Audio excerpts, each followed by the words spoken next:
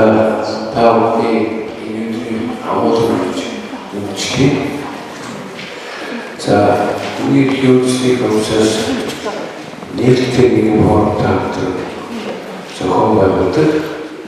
우리 어린이팀 그렇지 어린 나름 경험이 아무리 동화를 다 모르겠지만 이미 어르신 보호소티 구체적인 시도에 우리 보호소티 시도 이 온실이 이렇게 있어서도 보호소 다 보고 예를 싶잖아. 하여튼 보호소는 공교환에서 되는 수준 이렇게 말했을 때는 대리 보호소티 사람이 이미 다 화가로지 알겠죠. 나가보고 이게 야동도 가도록 하겠다. 텍스트소에티 어떤 비율이 보호소티 활동한다고 닥쳐 우스킨 있을 우스킨 문제인데 물려질 수도 되고 보호소티 따라가는 아름다운 시기고요. 닥터타의 어떻게 의도를 뒤져서 하다가 어려운 시대였습니다. 의도를 알겠어요. 도시탁당과 더욱더 보호소티 못하는 좋다가 확신하다 웹 우리 아침 보호소티 하고 보호소티 두수 산후줄태 아소티 산후줄태 무엇 이들이 지리게 아스나 허들랑 도시 서포트 아시겠지 서로 박샤를 아시다가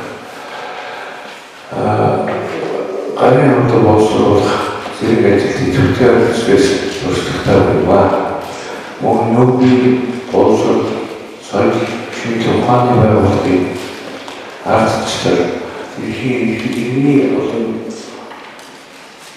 올가오르게 보수팀 조직이 어두운시 주특허의 기준 자, 이렇게 의미들이 대기질에 이출지와 화스 허일을 아름다운 것은 더욱더 허일을 보시기에 제가 보수팀 다다 두루두루 절기 줄을 둘이 보통 일일이 말고 나왔어. 함께 지나는 자리에 다음부터 산소까지 되었습니다. 어서 다음이 두 스테이지 이쪽에 없이 어떤 수지나 이게 다음에 있다 어떤 일일이 음식이 이렇게 희주수 도움을 하고 있지만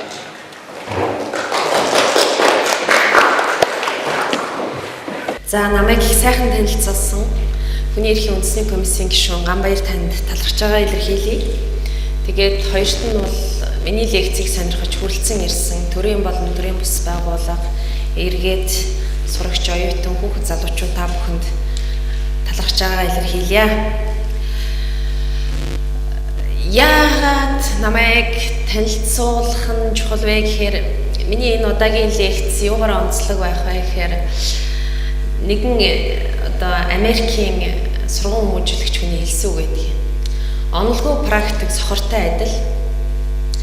Практикгүй онол хоосон зэрэглээтэй адилхан гэж тэр хүний хэлсэн үг гэдэг. Тэгэхээр би бол одоо практик онол хоёрыг хослуулан одоо энэ удаагийн лекцийг уншина гэж бэлдэн ирсэн байгаа.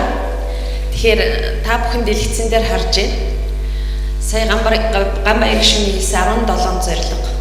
Дэлхийд даяараа дараагийн 15 жилд зорж ажиллах 17 зорилгыг манай үндэсний бичиг болох Монгол бичгээр уйгуржин Монгол бичгээр ингээд бичсэн байгаа нь бол англиар бичснээс юм уу кириллээр бичснээс та бүхэн нүдэнд их дулаан хайтайхан харагдаж байгаа гэж бодож байна. Тийм үгүй юу?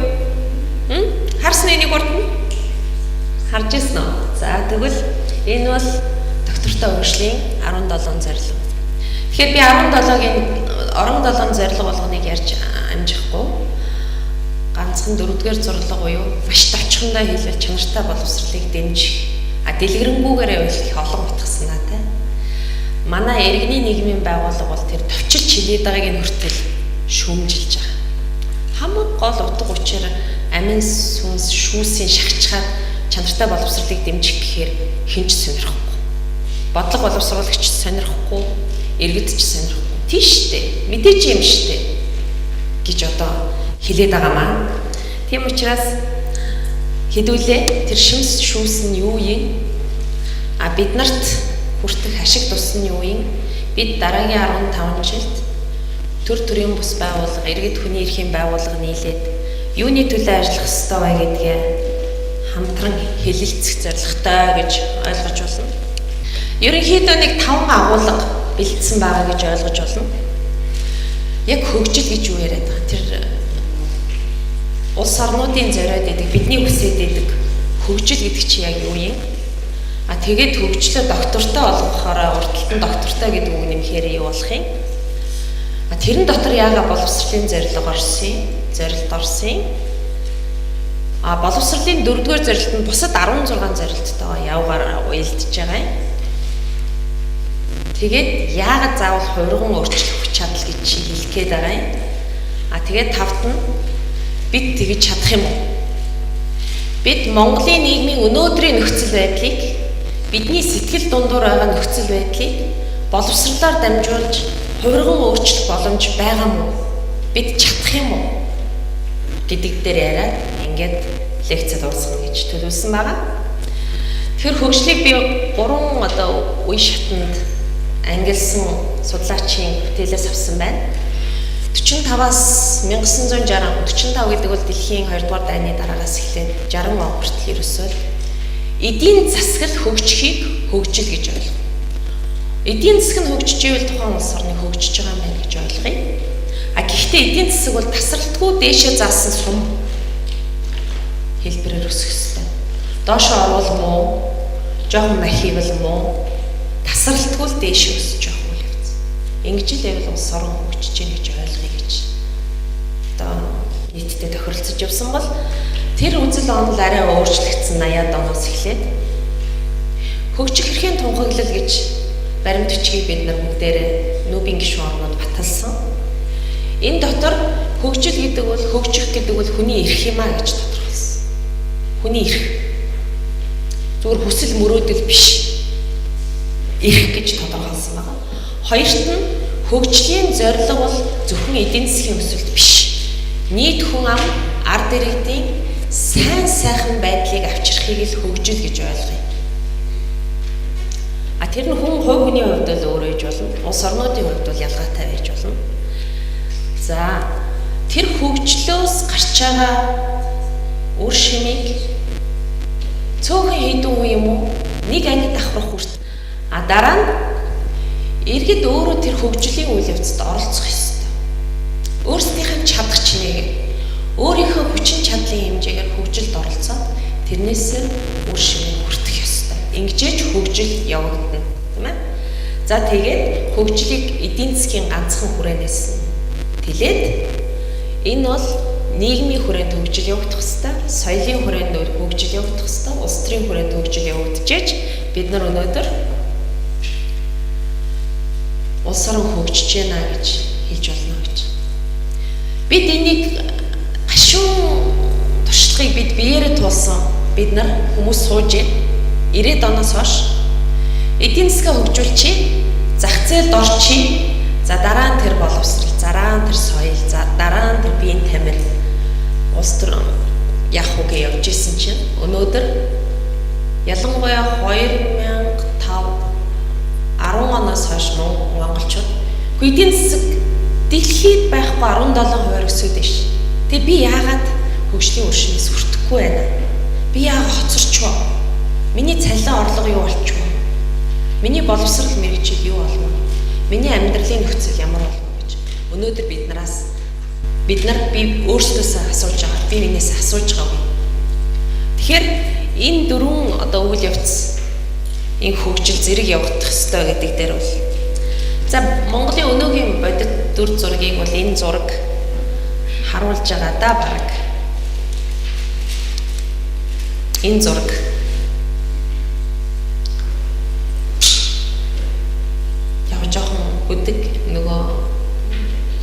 Facebook-ээс авц учраас жоохон бүдэг харагдчихэж юм уу. Тэр голын нэг энэ шугам байна шүү дээ. Энийг би гол гэж хэлэх гээд туулын гол гэх гэдэг арай л. Тэгээ зайсан бөгөөд хотын амьдрал гэж ялгаж салгуул Монголын өнөөдрийн дүр зураг гарна. Саяхан Монгол Улсын засгийн газар нөөбийн хөгжлийн хөтөлбөр бол доктортой хөгжлийн үзэл баримтал Монголд ямар хамаатай юм бэ? Хэрэгтэй юм уу юу? Дэлхийд тавьсан зорилго Монголд ямар хэрэгтэй юм гэдэг талаар судалгааны тайлан хэвлүүлж гаргаснаас би бол шууд иш татаад авчаад байж байна. Тэгэхээр Монгол улс бол уул уурхайн салбараа асар эрчимтэй хөгжүүлээд дэлхийд байхгүй хурдаар эдийн засгаа хөгжүүлсэн.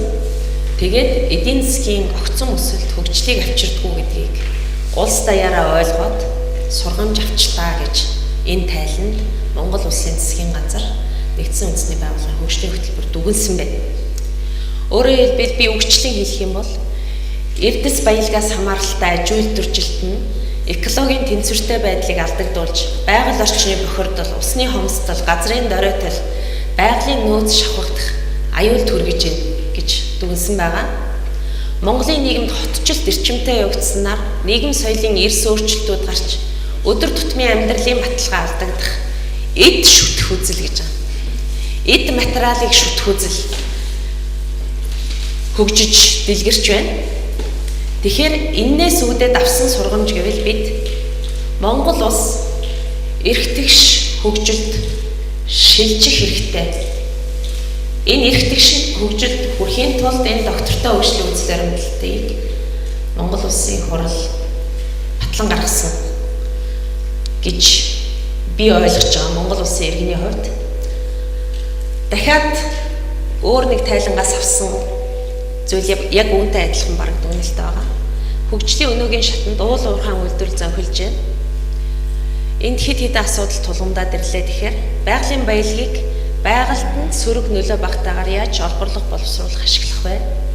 Түүнээс орох орлогоор яаж дотоодын үйлдвэрлэлийг дэмжих зэрэгцээгээр нийгмийн асуудлуудаа яаж шийдвэрлэх вэ? Энэ дотор сурч боловсрох хийхин асуудал орно. Тэгээд байгаль орчноо буцаага нөхөн сэргээх энэ асуудлыг шийдвэрлэх зөв арга замаа эрэлхийлэхийн тулд доктортой хөгжлийн тухай ярихгүй бол болохоо боллоо гэдгийг бол хэлсэн байгаа. За доктортой хөгжлийн тэгвэл саяны 17 зорилго буюу дэлхийд даяараа тавьсан 17 зорилгыг бол 5% үгэнд багтаацсан байна. Юуны төлөө ямар зорилго байгаа юм бэ гэж асуул. 5P гэж хэлээд англи дээр тэ арт түмэн хүмүүс сайн сайхан амьдрах ёстой. Гариг дэлхий маань сүнэж, устж, мөхөж болохгүй. Гэхдээ бид нар байрандаа байгаа юм уурахгүй, урагшаа хөнгөж цэцгэлж явах ёстой. Гариг дэлхий дээр улс оронд арт түмэнд инх тайван байх ёстой. Тэхийн тулд бүгдээрээ түншлэх ёстой. Түншлэл гэдэг өргөн хүрээнд магадгүй баян орнууд ч юм уу буурай хөгжилтэй орнуудад тусалж түншилж болно. Гэхдээ буурай орнуудаас бас хөгжиж байгаа орнууд сурах юмаа сурч болно. Монголоос жишээ нь байгалаа яаж хайрлаж хамгаалдгийг гэдэг уламжлалаас суралцж болно. Бие биенийгээ яаж хайрладгийг, найрсаг байдгийг гэдгийг суралцж болно. Тийм ээ? Тэгээ зогсох улс орон дотор түншлэл байх хэрэгтэй. Яагаад төр иргэний нийгэмтэйгээ түншилж болохгүй гэж? Яагаад төр иргэдээ сонсож болохгүй гэж? Хувийн хвшил яагаад иргэдтэй хамтарч болохгүй гэж? Тийм ээ? Гэх мэтлэн. Энэ 17 зорилгын гол үзэл санааг бол бүр 2% үгэнд багтаагаад хэлсэн. Нөхрийн махыг өвгөлцөгтөнд багтаасан гэдэг шиг 17 зорилгын 100 гаруй хуудас баримт бичгийг гол үзэл санааг хэнийг ч үлдээхгүй гэж хэлсэн. За манай ажилд оюун сувд сууж байна. Оюун сувд хөгжлөөс хоцорсон бол өөрийнхөө хүснээс амьдрч чадаагүй энэ 17 зорилгыг дэлхийд даяараа биелүүлж чадаагүй гэж үзье гэж тохиролцсон. Хөгжлийн бэрхшээлтэй тэнд хоцорсон. Үндэсний цөөхөн тэнд үлдсэн. Хөдөөгийн малчтын хүүхдэн сургуулийн өмнөх боловсралгүй энэ байх юм бол Монгол улс хичнээн сайхан тоо баримт гаргаж ирээд сургууль тамрагдлалд 99% байлаа гэж хэлээд нэмэргүй гэдгийг хэлсэн байна. Тэгэхээр бид нар эхнээсээ энэ үзэл санааг нь ойлгочвол их амар байдаг гэж би бодоод байгаа юм. За дараагийн доктортой хөгжлийг ер нь дэлхийд даяараа бүлээн зөвшөөрч олон тодорхойлт байгаа. Гэхдээ энэ баримт бичгийг боловсруулах хэвээр ашигласан гол нэр томьёо бол энэ. Ирээдүйн хойч үеийн хэрэгцээг хангах, өөрийнхөө хэрэгцээг хангах чадварыг нь бид бууруулахгүйгээр одоогийнхаа хэрэгцээг хангаж байвал тухайн хөгжлийг доктортой гэж үзье гэсэн энэ Орёгийн тунхаглалын үзэл санаан дээр суурилсан байна. Саяныхыг хэлэхээр хүмүүс байгаль орчин гэж ойлгодог. Ногоон хөгжил, ногоо эдийн засаг гэж ойлгодог. Үгүй. Энэ бол энэ гурван тулгын гурван чулуу шиг энэ гурван ойлголтын дээр тулж босон доктортой хөгжил гэдгийн гурван тулгуур бол нийгмийн хөгжил, хүрээлэн буй орчны доктортой байдал, нийгмийн доктортой байдал, эдийн засгийн доктортой байдал гэдэг гурван тулгууртай. Энэ зөвхөн байгаль орчны асуудал биш. Энэ зөвхөн ногоон хөгжлийн асуудал биш. Тийм ээ? За, нийгэм хүрээлэн буй орчны хоёрын хооронд ямар өсөн хүлээлт байна вэ гэхээр хүн амын тоо хит нэмэгдээд хотчил их явагдаад жишээлбэл хүрээлэн буй орчинд халтай болох вэ? Хүрээлэн буй орчин гариг дэлхийгээ даах хүч нийгмийн хөгжлийн тухай ярьж байна. Тийм ээ? Хоёрт нь нийгэм эдийн засаг хоёрын хоорондын харилцан шүлтцээний тухай асуудал ярьж байна. Эдийн засаг хөгжөөл идэг хүн тэр баялагаас тэг шудраг хүртэж чадахгүй бол тэрийг доктортой гэж үзэхэ болий. Хүрээлэн буй орчин эдийн засаг хоёрын хоорондох энэ Монголд хамгийн тод байгаа жишээ түрүү хэлцүүлчихсэн уул уурхай тийм. Ухаад явчих уу? Нөхөн сэргээх үү? Төлөвлөгөөтэй ашиглах уу? Тухайн эрүүл мэндэд мал аж ахуйдаа, газар тариаланда хоргуугаар ашиглах уу гэдэг тухай асуудал. Тэгэхээр энэ бүх шүтэлцээн дээр доктортой хөгжлийг ярьж байгаа шүү. Монголд их өрөөсгөл юм яваад байгаа. Бүрэн эдийн засаг, ногоон эдийн засаг болгоё, ногоон хөгжлийн тухай ярив, байгаль орчин хамгаалъя, энийг доктортой хөгжил гинэ гэж ярих гэдэг. Нөгөө 17 зорилго бол энэ байна. Монгол улсын их хурл бол яасан гэхээр тогтоол баталсан. Улсын их хурл 16 оны 19 дугаар тогтоолоороо баталсан гэдэг бол Монгол улс энэ доктортой хөгжлийн зорилгыг биелүүлэхээр санаа шулуутсан юм байна. Зориг шулуутсан юм байна гэж ойлгож болно. Тэрнээс тунгалаг нэг гадаадын нэг баримт бичгийг уншичаад энд орчуулад яриад байгаа асуудал биш шүү гэдгийг хэлэх гэж энийг дурдж байгаа.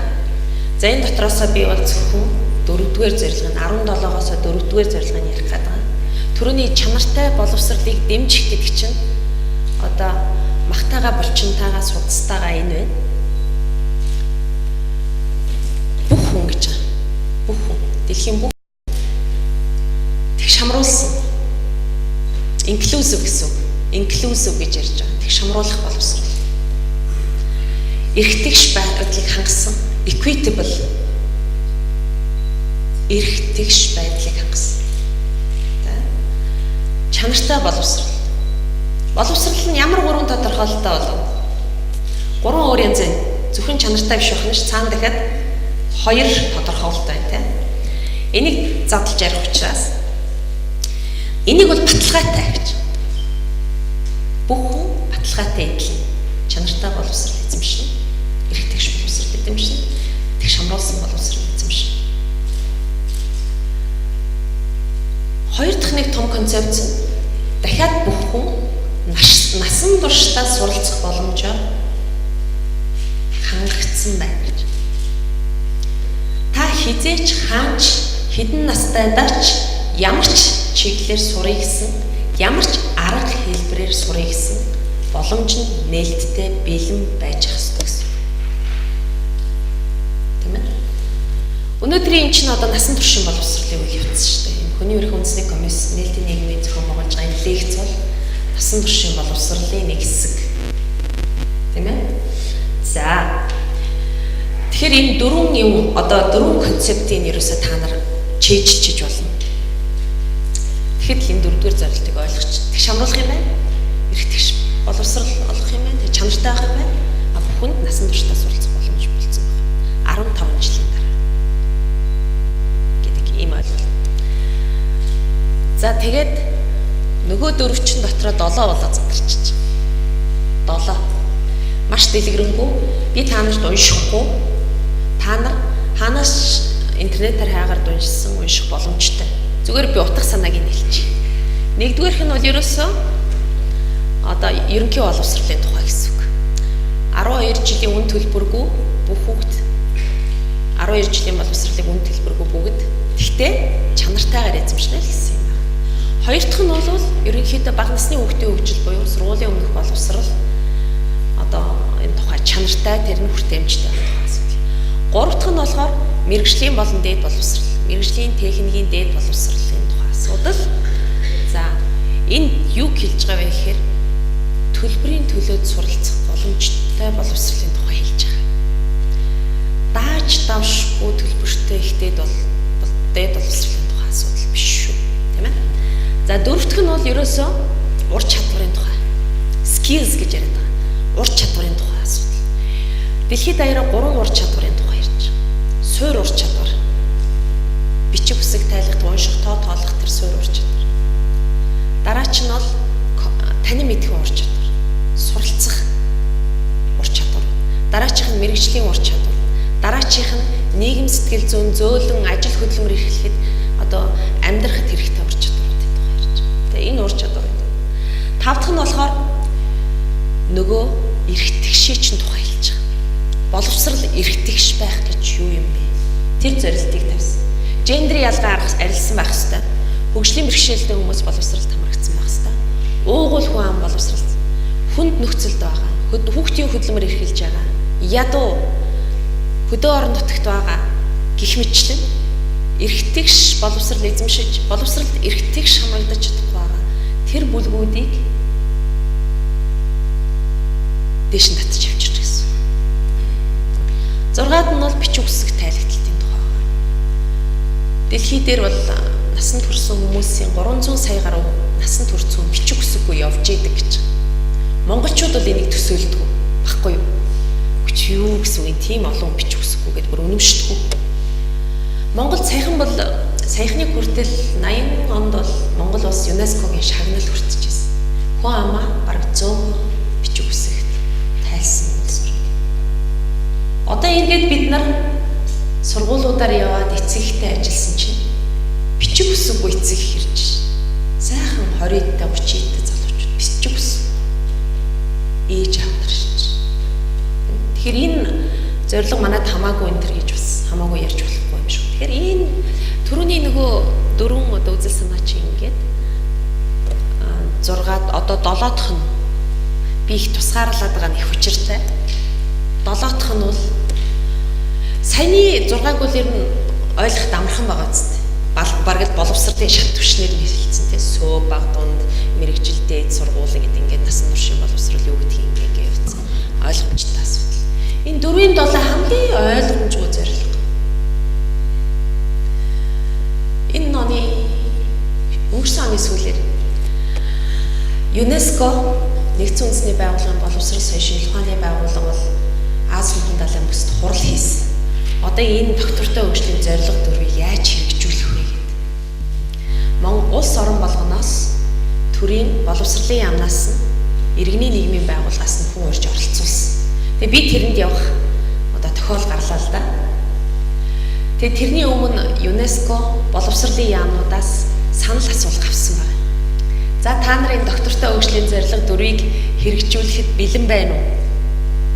Юу дутагджээ? Ямар саад бэрхшээл вэ? ЮНЕСКОгийн зүгээс ямар дэмжлэг хэрэгтэй вэ? Санал асуулга авсан чинь. Эхний 6 бол асуудалгүй гэсэн байна. Чадна хийн, мэдж байгаа, ойлгож байгаа. Энэ 7-г яах вэ? Ойлгохгүй. Нэгдүгээрт ойлгохгүй. Хоёрдугаарт яаж хэрэгжүүлэхээ мэдэхгүй байна. Тэгээ энэ юу нь ямар хэрэгтэй юм гэжсэн. Тэгэхээр өнөөдөр би энэ зорилго ямар хэрэгтэй, юу юм, яагаад энийг оруулсан гэдэг юмыг одоо ярих гэдэг юм л да.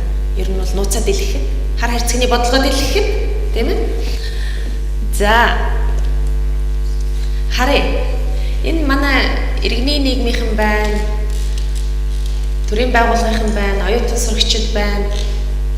Өөрийнхөө нөхцөлд бодно.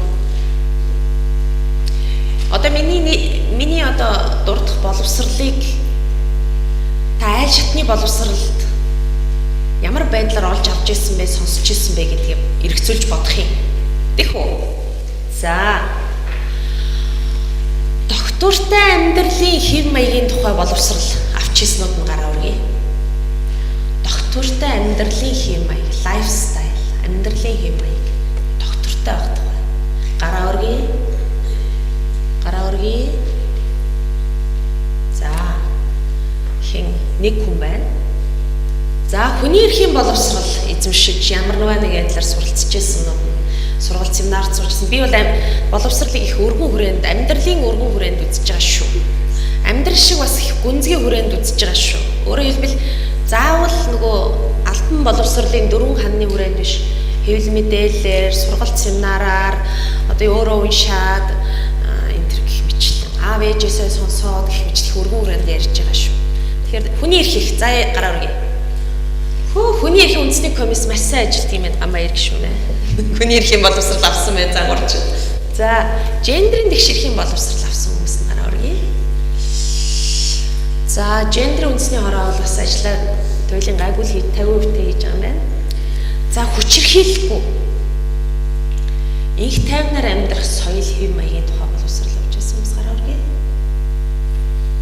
За, ингээл багс явчих юм тий. Хариуцах хүн байдгүй. Би одоо хариуцах төрийн байгууллага олохгүй байна. Та нарт одоо хариуцуулчих байгууллага байна уу энийг? Энэ боловсролыг хариуцуулчих байгууллага. Байхгүй гоц. Тий. Бид нар хүртэл гиндчихсэн. Гэхдээ монголчуудаа юу юуг л нэг хоорондоо байлдаа дайтаад байгаа шүү дээ. Энэ боловсролын хэрэг байна уу гэж бодож ирсэн байхгүй. Тэгтэл үеийнхний дарамт хүчирхийлэл, гэр бүлийн хүчирхийлэл, бэлгийн дарамт, одоо цэрэгт байдаг, дэглэлт гэл хүчрхийл байгаа юм шиг бах юм. Би хүчрхийлгүй их сайхан игтэй юм болцсон юм. Үгүй тий. Тэгэхээр за энэ асуудал. Дэлхийн иргэний боловсрол гэдэг юм сонсож авчихсан юм байна. Дэлхийн иргэн болох гэж. За нэг хүн ойрд манайх бас нэг энэ чиглэлээр жоохон юм яриад хийгээд байгаа. Тэр нь тамаргцсан хүмүүс байж байна. Соёлын ялгаатай байдлын тухай. Яаж энийг бүлээн зөвшөөрөх вэ? Яаж харилцаа ойлголцож хамтран амьдрах вэ? Өөр соёлтой хүмүүс байхгүй. Одоо Facebook дээр бичиж байгаа комментэр ч мэдээд байгаа байхгүй би. Байхгүй гэж хэлээд байгаа байхгүй. Казак үндэстний тухай мэдэх ёстой 15 зүйл гэж гарангуутна. Үхэж далдар бол таарна, Казахстан руугаа явбал таарна гэж нэвчээд хэлж байгаа байхгүй. Тэгэхээр тэр боловсрол дутагдaltaй байгаа нь бол одоо илтгэл байгаа л да тийм. За. Тэр энэ 4-ийн 7 дугаар зэрэгт аягүй сонин зэрэгт байгаа биз. Тийм үү? Тэр энэ зэрэгтийн тухай яар. Одоо яах вэ нэг гэдэг тухай яар. Энэ юу юм, хинт хэрэгтэй тухай ярих юм тийм. Тэгэхээр гэх мэтчлэн доктортой хөгжлийг түрүүний бид нарын хүсэж байгаа тэр сайхан доктортой хөгжлийг чинь энэ боловсролуудаар дамжуулж болгоно шүү. Мэдлэгийн болгоно, ур чадварын болгоно, хандлагын доктор гэж хэлж байна. Тийм ээ? За. Арга замын зааж өгсөн. Энэ нэг чухал биш. Гэхдээ та нар уншиж чинь үз. Товчхондоо хэлэх юм бол саяны 7 зорилтод хүрэхэд 3 арга замыг дэлхийд даяараа санал нэгдсэн. Эхнийх нь маш чухал, ач холбогдолгүй гэж бас би түрүүн буруу хэлчих шүү. Маш чухал. Альва боловсрол сургалт явагдаж байгаа орчин хүчирхийлэлгүй суралцагчдтай ээлтэй аюулгүй байх ёстой гэдэг.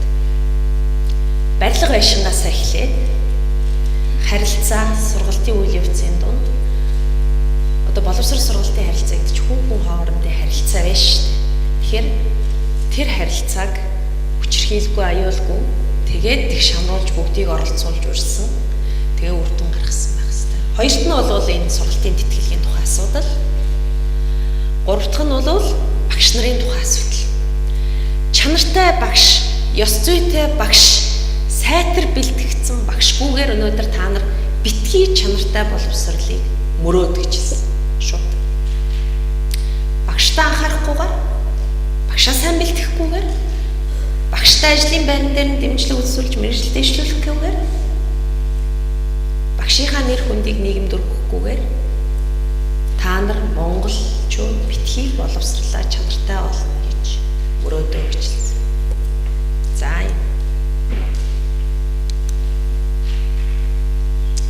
саяны 4-7-гийн гайхамшиг бол энэ. Голд нь 4-7 зорилго байгаа гэдээ ойлгочих. 4-7 зорилтыг хэрэгжүүлж байгаа боловсролын тогтолцоо байгаа. Тойроод 17-16 зорилго нь байгаа гэдээ ойлгочих. Энийг бол би хэлээгүй л дээ. Энэ өнгөрсөн 15 жилийн зорилгоо хянаж үнэлж бичсэн дэлхийн тайлан гарсан. Та нар вебсайтаар ороод үзвэл харамсалтай англи хэл дээр байгаа. Монгол дээр орчуулсан энэ 4 сарын 14-нд тэр орчуулгын нээлтийг хийн. Тэгээ та нарт хүртээмжтэй болох. Энэ маш чухал. Боловсролын салбарт ажиллаж байгаа сонирхож байгаа бүх хүн унших ёстой. Өнгөрсөн 15 жил боловсролын салбарт юу болоод өнгөрөө гэдгийг хянаж үнэлсэн. Маш аналитикал, дүн шинжилгээтэй, тоо баримттай, маш том. Гэхдээ ийм зузаан баримтж байна. Тэгэхээр энэ баримт бичигт юу гэж хэлсэн бэ гэхээр 4-7 буюу саяны тэр олон өхрийн бүр шиг зорилт бол яг энэ доктортой хөгжлийн зорилгын алсын харааг агуулж байгаа зорилго шүү. Дэлхийн ертөнц ямар болох гээд байгааг агуулж байгаа зорилго. Тийм ээ? Манай боловсролын салбарын ач холбогдлыг дүгийлгсэн. Энэ 17 зорилгод хүрэхэд боловсрол ямар үүрэг ач холбогдолтой юм бэ гэдгийг дүгийлгсэн. За өнөөдрийн миний илтгэлийн гол үзэл санаа. Дэлхийг хуран өөрчлөх тэр үзэл санаа, вижн гэж хэлээд байгаа. Дэлхийг хуран өөрчлөх үзэл санааг нь багтаасан. За бүр багасгаад үзвэл Монголын нийгмийг өөрчлөн хувьсгах үзэл санааг агуулсан. За бүр багасгавал боловсролын тогтолцоог яаж өөрчлөн хувьсгахын гэдэг үзэл санааг агуулсан. Тэгээ бүр хувь хүн сургуулийн түвшин дээр явж ирж байна. Бид юу хийх ёстой юм гэдгийг харсан. Юуны талаар харах ёстой юм. Юуг харж урагшаах ёстой юм бэ гэдгийг одоо илэрхийлсэн зорилго байгаа гэж хэлж байна. Тэгвэл энэ нэг хувирган өөрчлөх гэж тунгаа юу яриад байна гэд асуулт 109-аар гарна тий. Дэлхийг хувирган өөрчлөн гэн Монголыг хувирган өөрчлөн гэн одоо боловсролын тогтолцоог хувирган өөрчлөн гэдэг байгаа юм чинь. Хувирган өөрчлөх гэдэг үгийнхаа утгыг тайлбарлаач гэж хэлж байна. Би хэд хэдэн одоо тайлбарт англи монгол тал харлаа л да. Би хүүхэд байхдаа бол трансформатор гэж мэдхий. Тийм ээ? Юу вэ трансформатор гэж гудамжинд байж байдаг. Энд хүрвэл үхнэ гэдэг байгаа шүү дээ. Бид нарыг нэг тэгж айлгадаг байсан да. Бидний үеийнх юм байна. Хүчлийг хувьсгадаг тийм ээ? Маш өндөр одоо юу гэдэг юутэй гэдэг юм дэ давтамжтай юм хүчлийг авчирч хаад айл руу 240 120 вольт болгож явуулж байгааг нь одоо трансформатор гэж хэлээд байгаа шүү дээ. Би тэр утгаараа илүү төхөө юм гэж бодоод байна. За тэгэхээр юу гэж тодорхойлсон бэ? Бүрэн дүрээ өөрчилчихв. Хагас сугас өөрчилт биш. Багш нарын өөрчилж хаяад эсвэл нэг багш нарт компьютер авч өгөөд эсвэл ангид нь смарт борд тавиал тэ ингээд орхих гэсэн асуудал. Бүрэн дүрэн гэхдээ томоохон хэмжээний өөрчлөлтийг бол хувьсган өөрчлөлт гэж хэлнэ гэж хэлж байна. Дараагийн нэг бизнесийн одоо тал дээр бол юу гэж хэлсэн бэ? Яг байгууллагын хувьд аваад үзэх юм бол манайх бол сургуулийн төрийн хувьд аваад үзэх юм. Тэр байгууллагын бүр чиглэлийн өөрчлөлт гэж шүү дээ. Сургуулийн бүр ингээд боловсролын байгууллагын чиглэл өөрчлөгдөн гэж шүү. Тийм ээ? Дээрээс нь үр дүнгийн шал өөр түвшинд гарах тухай асуудал. Тэгээ бүр гүн гүнзгий суур өөрчлөлт. Косметик өөрчлөлт биш. Ингээл уруулаан будаал хөмсгөөд тодцоход зурх тийм өөрчлөлт биш. Суур өөрчлөлт гэж хэлж байна. Оксфордын тойл дээр бас арай дахиад тодорхойлсон. Хэлбэр гаднах хэлбэр төрх өөрчлөгдөхөөс гадна дотоод мөн чанарын өөрчлөлт хийсэн. Тийм ээ? Кембриж бол дахиад нэг санаа нэмсэн юу гэхээр өөрчлөгдөхдөө муу болж өөрчлөгдөхгүй. Сайжирч өөрчлөгдөх өөрчлөлт гэж хэлж байна. За. Би түрүүнд хэллээ. Нөгөө ЮНЕСКО-с зохион байгуулсан энэ доктортой хөгжлийн зорилго 4-ийн тухай хурал дээр бол нөгөө саяны 4-7 бүр ингэж олон задлж ирсэн. За дэлхийн иргэншлийн боловсролыг бид мэдж байгаа, доктортой хөгжлийг мэдж байгаа, соёл хоорондыг мэдж байгаа, доктортой хэрэглээ амьдрах юм аяыг мэдж байгаа, их тайван хүчирхийлэл, хүний эрх хэмжээндэр дахиад юу нэмэгдээд ирсэн бэ? Бэлгийн зохиц боловсрол гинэ. Монгол Улсын ерөнхийлөгч сая хурлын нийлтэн дээр үг хэлсэн. Монголын нийгэмд хоёр том асуудал байна гэсэн. Тийм үү? Юу вэ?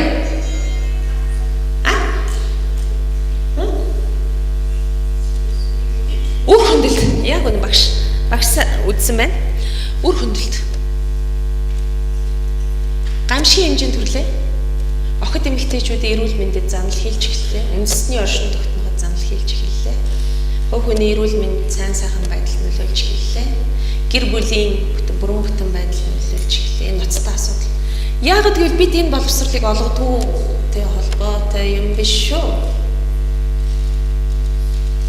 Манай боловсролын тогтолцоо нэгээрс хүлээж авахгүй байгаа.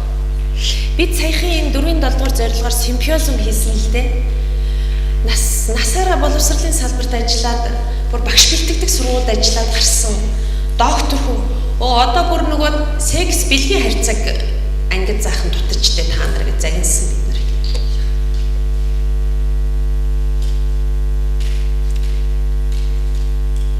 Энэ өөрчлөгдөх ёстой байна. Энэ үзэл хандлага өөрчлөгдөх ёстой. Өөрчлөх юм байна. Бүр үнцээр нь өөрчлөх ёстой.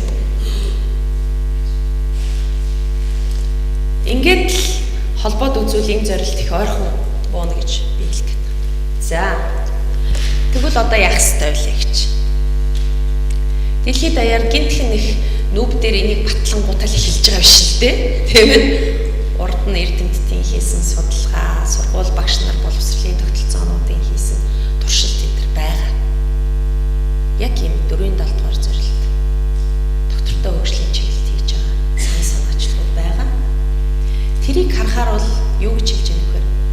Боловсролын салбарт, боловсролын тогтолцоонд онол практикийн парадигмын шилжилт явагдаж байна гэж хэлж байна. Харах өнцгөө өөрчилсөн шилжилт. Боловсролыг философийн хувьд өөрөөр ойлгож хэлж байна. Боловсролыг гүйцэтгэх, нийгэмд гүйцэтгэх үүргийнх нь хувьд өөр оноож хэлж байгаа гэж ойлгож байна. Би зүгээр энгийн жишээ хэлье л да. Нэг сумын засаг дарга Монголын үндэсний телевизэд ярилцлага өгч, гэхдээ нэг 5 жилийн өмнө шүү. За манай сум сургуулийн насны тэдэн мянган хүүхэдтэй. Тэрнээсээ хөгжлийн бэрхшээлтэй хүүхдүүдэд гасаад үлдсэн 100% сургууль хамрагдаж байна гэж.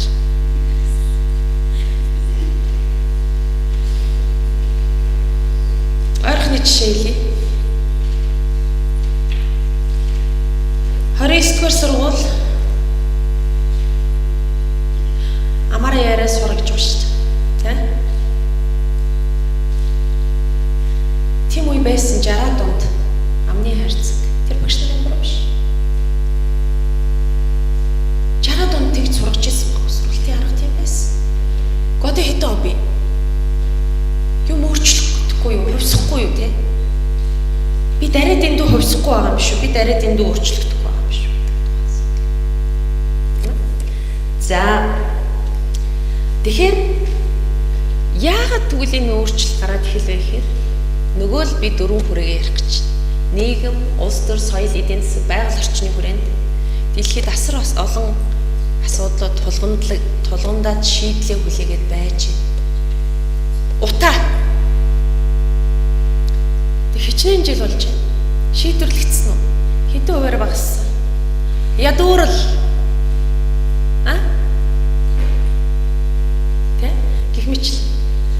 Тэгээд одоо энийг хэн шийдэх вүлээ? Хонь уу, ямаа юу? Тэнэ юу? Ширээ сандал шийдвэрлэх хүн шийдвэрлэн шүү дээ. Тэр хүн чинь тэгвэл энэ асуудлуудыг шийдвэрлэх бэлэн биш байгаа юм шүү. Бид айгүй ингээл ухаантай төрдөө сонгоод байгаа шүү дээ. Тэд маань шийдэж чадахгүй одоо өнөөдрийг хүрлээ. Тэгэл жигсаал цуглаан хөдөлгөөн болоод айжлээ. Тийм ээ. Тэм учраас энэ бол бидний өнөөдөр авж байгаа боловсралтай холбоотой юм шүү. Тэр асуудлыг шийдвэрлэх дайны хүнд одоо боловсралтай хүн юм, ур чадвартай, хандлагатай хүн гарахгүй байгаа юм шүү. Би ганцхан шийдлийг хараад байгаа бол нийгэмд асар аюултай шийдэл. Утаанаас цухтаад зайсан руу нүч. Утаанаас нуугдаад халуун оронд очиж амьдарч. Чанар муутай улсын сургуулиас цухтаад хувийн сургууль байгуулад очиж ирчээ. Үйлчлэгээ муутай эмнэлгээс хувийн эмнэлэг байгуулад юм Солонгост очиж тэмцлүүлж. Энийн үр дүн өнөөдөр юу вэ? Хэлэх юм байна уу? Юу вэ? Үр дүн. Шийдэл биш. Шийдэлгүй тухайн хүмүүсийн хувьд шийдэл шүү дээ, тийм ээ. Гэтэ юуны шийдэл вэ тэр? Ямар шийдэл вэ хэлэх юм байна? Хувьсан за энэ үгэд шууд хэлж хувьсан өөрчлөх шийдэл биш вэ? За ямар шийдэл вэ? Хувь хүний төвшний шийдэл. Тийм үү? Хувь хүн өөрийнхөө асуудлыг шийдэж байна. Тэгээд тэр шийдэлт нь юу нөлөөлж байна? Хөрөнгө мөнгө бэлж чинээш тийм үстэй. Гэхдээ би ч гэсэн одоо бас гадагш яваад ухмээргүй л биш та гадаад явал эмчлүүлчмээр л шүү. Надад юу байхгүй? Тэр бэл бэлж байхгүй шүү. Тэгээ энэ нийгэм ингээ хоёр хуваагдах юм. Чаддаг нэг хэсэг нь асуудал шүү. Өөрөө шийдэрвчдэг. Нийгмийн асуудал нь хэмээрүүлдэг гэдгийг л тухай ярих гэдэг. Тэгээ нийгмээрээ шийдэл та нийгмээрээ ингээл чанартай боловсрал, нийгмээрээ чанартай эрүүл мэндийн үйлчилгээ, нийгмээрээ л утаагүй амьдрамаар гэж шүү. Тийм үстэй. За тэгээд би сая ярьчлаа. Тэр тэгш бус байдал. Энэ бол тэгш бус байдал. Нийгэмд гүнзгийрч байгааг хэлээд байгаа шудраг бус. Та нарын энэ дотор мэдрэгдээд байна уу? Энд чи шудраг бус шүү дээ. Муухай шүү. Ингээд хтай адил, тий? Гэдгийг мэдрэгдээд байгаа шүү дээ. Тэгэхээр шудраг бус байдал. Тэгвэл саяны 4-7-гийн асуудал. Ганцхан гэхдээ би 4-7 гэж хэлэхгүй л дээ. 4-1-ээс 6 дугаар зорилтуудын төлөө ажиллах юм бол энэ асуудлуудыг шийдвэрлэх чигт хандна гэдгийг хэлээд байгаа. За би философиг нь айгүй философч бишээр тайлбарсан шүү. Уучлаарай. Уншиж судлах хүмүүс нь өөрснөө уншиж судлаарай. Яг л би социализмын үеийн философийн боловсралтай. Москвад би МГУ гэдэг Москвагийн их сургуулийн философийн багшаар философи заалгасан. Тэгээд сураагүй, үнэлий, сайн сураагүй тийм. Тэр үед тэгээд арай өөрөөр заасан шиг байгаа юм тийм. Тэр тухай одоо ярина. Юу заасан, яагаад өөрөөр заасан тухай марксист, ленинист философи заалгасан учраас би одоогийн энэ асуудлыг амар философиэнээс ярьж чадахгүй юм л да. Дахиад нэг асуудал бол боловсролын үүрэг, энэ нийгэмд гүйцэтгэх үүрэг зорилгын тухай асуудал. Нөгөө эдийн засгийн өсөлтийн төлөө явж исэн тэрийг хөгжүүлгээд харж исэн улс учраас боловсролыг хэрэгсэл гэдэг ойлгож байна. Эдийн засгийн хөгжилд хүрэх хэрэгсэл гэдэг зорилгын тодорхойлолт тутсан. Ерөөсөө бүх шатны боловсрал бөгөөд дээд боловсрал бол яах вэ гэхээр мэрэгчлэлтэй боловсон хүчин эдийн засгийн хөгжилд хувь нэмэр оруулах хүнийг л бэлдээ гэж тутсан. Таны мэдхүн ур чадварууд сургаал нөгөө олон би түрүүний жоохон 3-4 бүлэг ур чадварын тухай ярьсан шүү дээ. 3-ыг хаяад ч юм уу тийм ээ.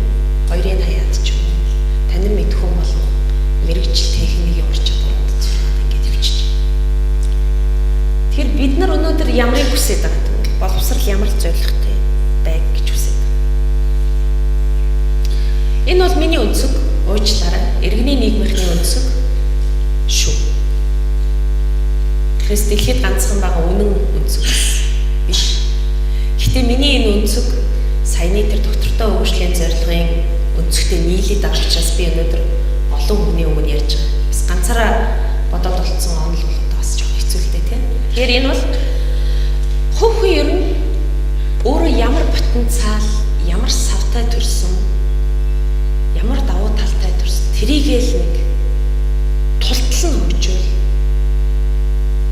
бүрэн дүүрэн нээгээд гарахыг боловсрчлаа гэж үзье гэж. Нэг юм үзхийг та нарт би санал болгож байна.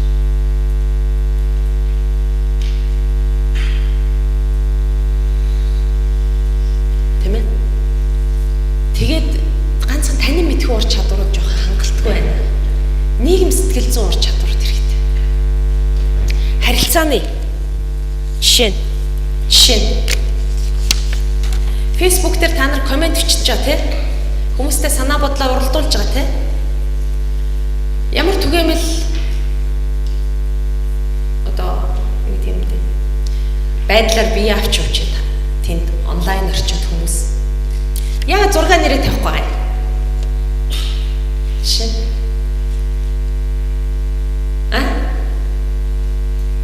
За бодорой. Нөө ярьж байгаа сэдвээс өөр юм ярьдаг уу? Нөгөө хүн рүүийнхаа гинтг ороо явчихдаг. Өө чи юм уу өстө нэрээ. Гей мэст чи тийм юм гэж бичиж хэлдэг тийм. Чи нөгөө боловсрал ярьж байгаа шүү дээ. Шалгуур. Өшөө юу ярьдаг вэ? Гэх мэт. Нөгөө хүний жоохон хайрлахгүй л байна даа тийм. Чи гаж мэж энэ гэж хэлж байгаа ч одоо хүндэтгэхгүй, хайрлахгүй тийм. Тэгэхээр бид нар нийгэм сэтгэл зүйн ур чадваруудад бас сургах хэрэгтэй юм байна гэсэн ийм одоо үнцгийг бид нар та нарт хэлээд байгаа. Тэгснээр яах гээд байгаа юм?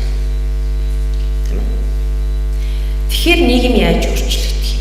Гэвэл илүү шударга, илүү тайван, бие биенийгаа ялгаатай байдлаар нь одоо доромжилдог, гутаадаг, үзээ яддаг, алдаг, хяддаг биш, хүлцэн дэвчдэг, бүгдийг оролцохыг зөвшөөрдөг, боломж олгодог, дэмждэг, хөхүүлдэг, тийм. Тэгээ аюулгүй, биеиндээ аюулгүй, доктортой. Энэ нийгэм, ийм нийгэм болгож өнөөдрийн Монголын нийгмийг хувиргаан өөрчлөх санал төвшүүлж байна. Нөхдөө. Санал юу вэ? Өөр саналтай юм байна. Өнөөдрийн нийгэм өшөө бүр ямар болгомоор вэ?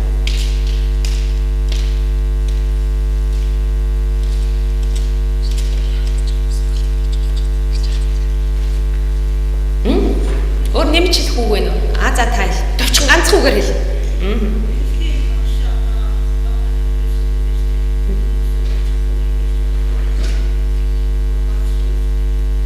Та яг боловсролын салбараар явуулчихлаа тийм. Зүйтэй. Тэгжил хувиргаа өөрчлөлмөр байна тийм ээ. За. Та нар санаа бодлоо сүүлд нь асууж болно. Би ганцхан цаг л ярьж уншин. Тэгээд та нар дараа нь чөлөөтэй хоорондоо биенээс асууж болно. Надаас асуулт болно юм. За жоохон гүнзгийрээ. Сая бол айгу амархан юм хэм хүн болгоны мэддэг юм хэлчих шиг боллоо шүү дээ. Тийш шударга нэг үсэл байгаа шүү дээ. Аюулгүй нэг үсэл байгаа шүү. Тэгвэл одоо жоохон гүнзгийрээ боловсролын тогтолцоор одоо байгаа эрх мэдлийн тогтолцоонд нь нийгэмшүүлж орхив.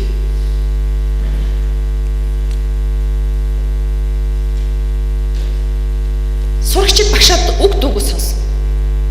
Чи багшийг шүүмжлэх хэмбэ? Чи хүүхэд юм чинь эцэг ихэхдээ дуулууртай захирагд. Чи багш би чамайг ажилд авсан шүү. Чи миний хүснээр ажиллана шүү. Би чамайг томилсон шүү.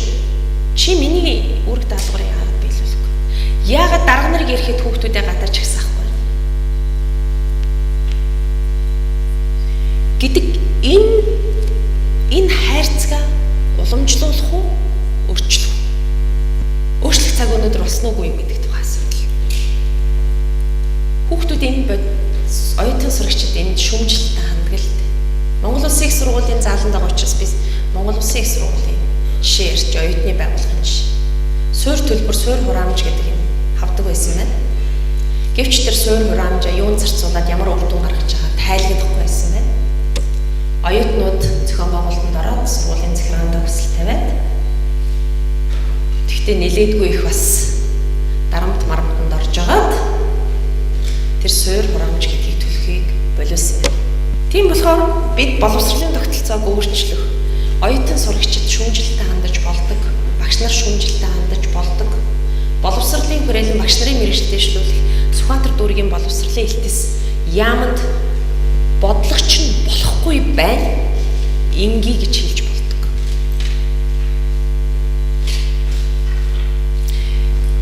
Тэгэх хүнд хэрэгтэй вэ? Хүнд ашигтай вэ? Бодлого нь зөв болоод явах хүнд ашигтай вэ? Хүнд биднэрт ашигтай шүү.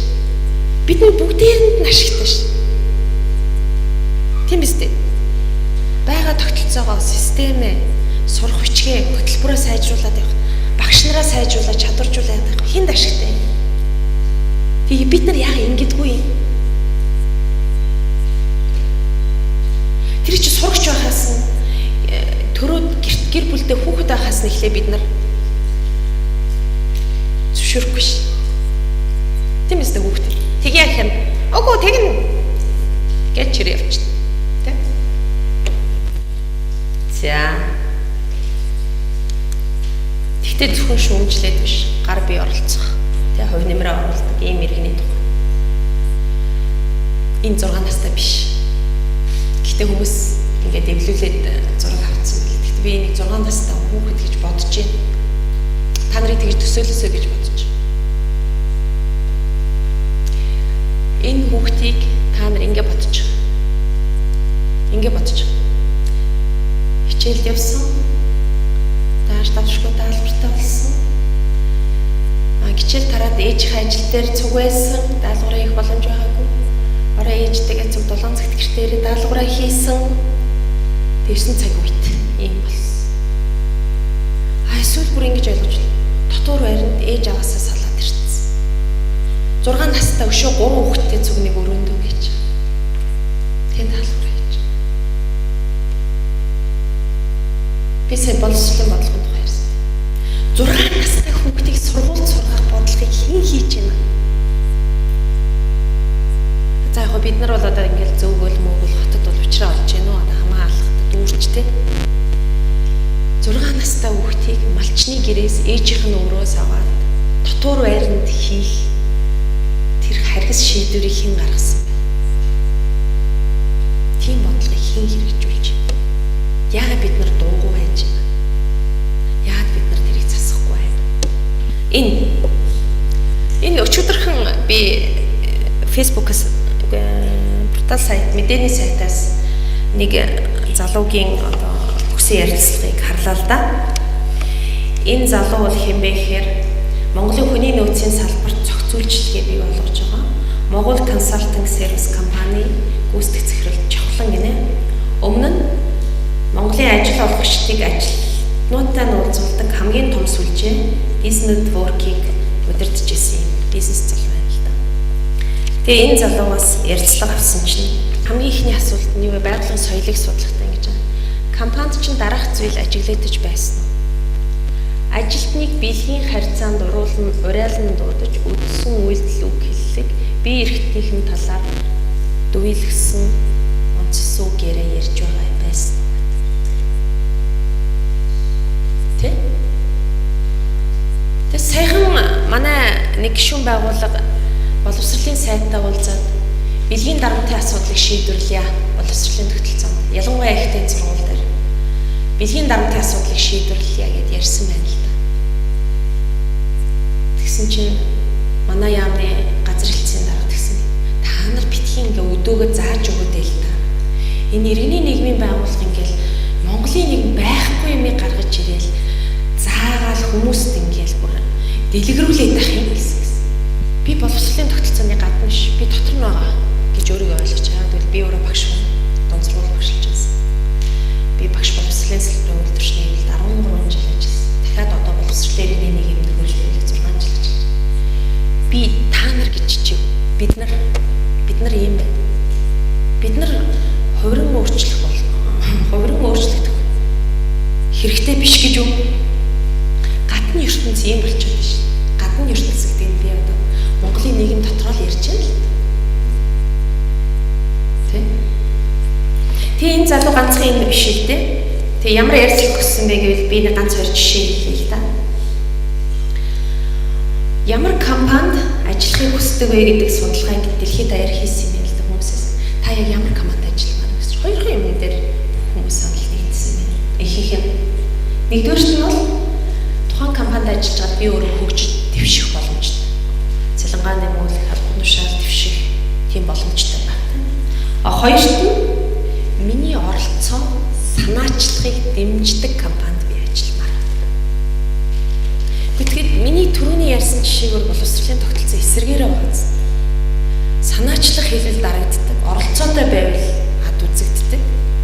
Миний санаачлагыг хинч дэмждэггүй ажил болгодог.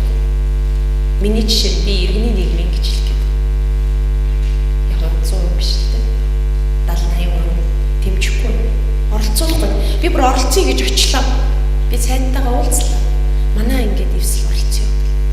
Тэгсэн чинь би юусоо бойлгоогүй энэ доогор ажилтнуудтай уулзаад оролцол гэж хөрх. Тийм болохоор дэмжиж байгаа юм шиг байна. За дараагийн энэ залуу гүйцэтгэх захирал юу гэж хэлсэн бэ гэхээр ажлын байрны шаардлага яаж өөрчлөгдөж байгаа. Хүнээс хүлээж байгаа хүлээлт яаж өөрчлөгдөж байгаа тухай юм л да. Тэгэхээр юу гэж хэлсэн бэ гэхээр Теврийн компани ажлын байрны шаардлагыг харсан чинь Тевр логистикийн талаар мэдлэгтэй, Теврийн талаарх датан дээр, тоо баримт дээр ажилладаг чадвартай. Тэгээд хамгийн сайн шийдэл хувилбарыг дэвшүүлж чаддаг менежер ажилд авна л гэсэн. Бакалавр төгссөн, тэдэн жилийн туршлагатай багаар ажилладаг тэр хичээлэг байна. Тэгэхээр боловсролын тогтолцоо өөрчлөх хэрэгтэй юм шүү гэсэн ийм санаа байна. Гэхдээ би 100% үгүйсэх мээргүй байна. Энэ бол боловсролын хүрээлэнгээс өнгөрсөн онд хийсэн. Одоо ихтэй сургууль болон ерөнхий боловсролын сургуулийн хөтөлбөрт хийсэн дүн шинжилгээ, хөтөлбөрийн шинжилгээний үр дүнгээс санаж бас хэлье гэж бодож байна. Тэгэхээр боловсролын хүрээлэнгээс судлаад үзэхэд бол түрүүний ярьсан олон бүрийн бүршиг боловсрол агуулга бол одоо багас суурь боловсролын сургалтын цөм хөтөлбөрийн зорилт агуулга арга зүйд бол зөх хэмжээгээр тусгалаа олсон байна гэж үзсэн байна судалгаагаар. За тэгээд энэ зорилтууд чинь тунгалгийн хүсэж байгаа тэр зорилтууд бол юу вэ нэмэр нийгмийн ухаан иргэний боловсролын хөтөлбөр энэ төр сургалтыг дэмжих үйл ажиллагаа энэ төрт бол агуулга чиглэл арга зүй үнэлгээнд нь бас дахиад л нэг ямар нэг байдлаар одоо туссан байна. Арга зүй нь бас ингээд өөрчлөгдөж байгаа юм байна. За харин багас суурь боловсролын цөм хөтөлбөрт глобал болон бүс нутгийн түвшний асуудал маш бага туссан. Тухайн улс үндэснийх нь асуудал илүү их туссан. Манай эвсэл дунд олонс баг дунд боловсролын сурах хүчгүүдэд энэ саяныхаа өнцгөр жоохон юм дүн шинжилгээ хийж байгаа. Тэгээд харахад бол 1-5 дугаар ангийн сар ухч дан дээлтэй хүүхдүүдийн зураг байна. Морь унцсан, тэмээ унцсан, мал хариулж байгаа, шагаа тоглож байгаа, цагаан саруулж байгаа, морь уралдаж байгаа, нумсан харуулж байгаа.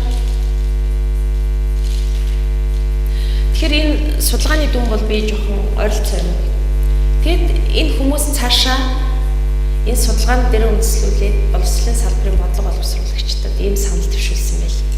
Ер нь энэ доктортой хөгжлийн боловсролын зорилтуудад туссан сэдвүүд, зорилт үр дүн үнэлгээний талаар хөтөлбөрт байгаа зүйлээ улам сайжруулж, улам оновчтой болгох шаардлагатай байгаа гэж. Тэгэхээр хонглын үзүүрт гэрэл харагдаж байгаа.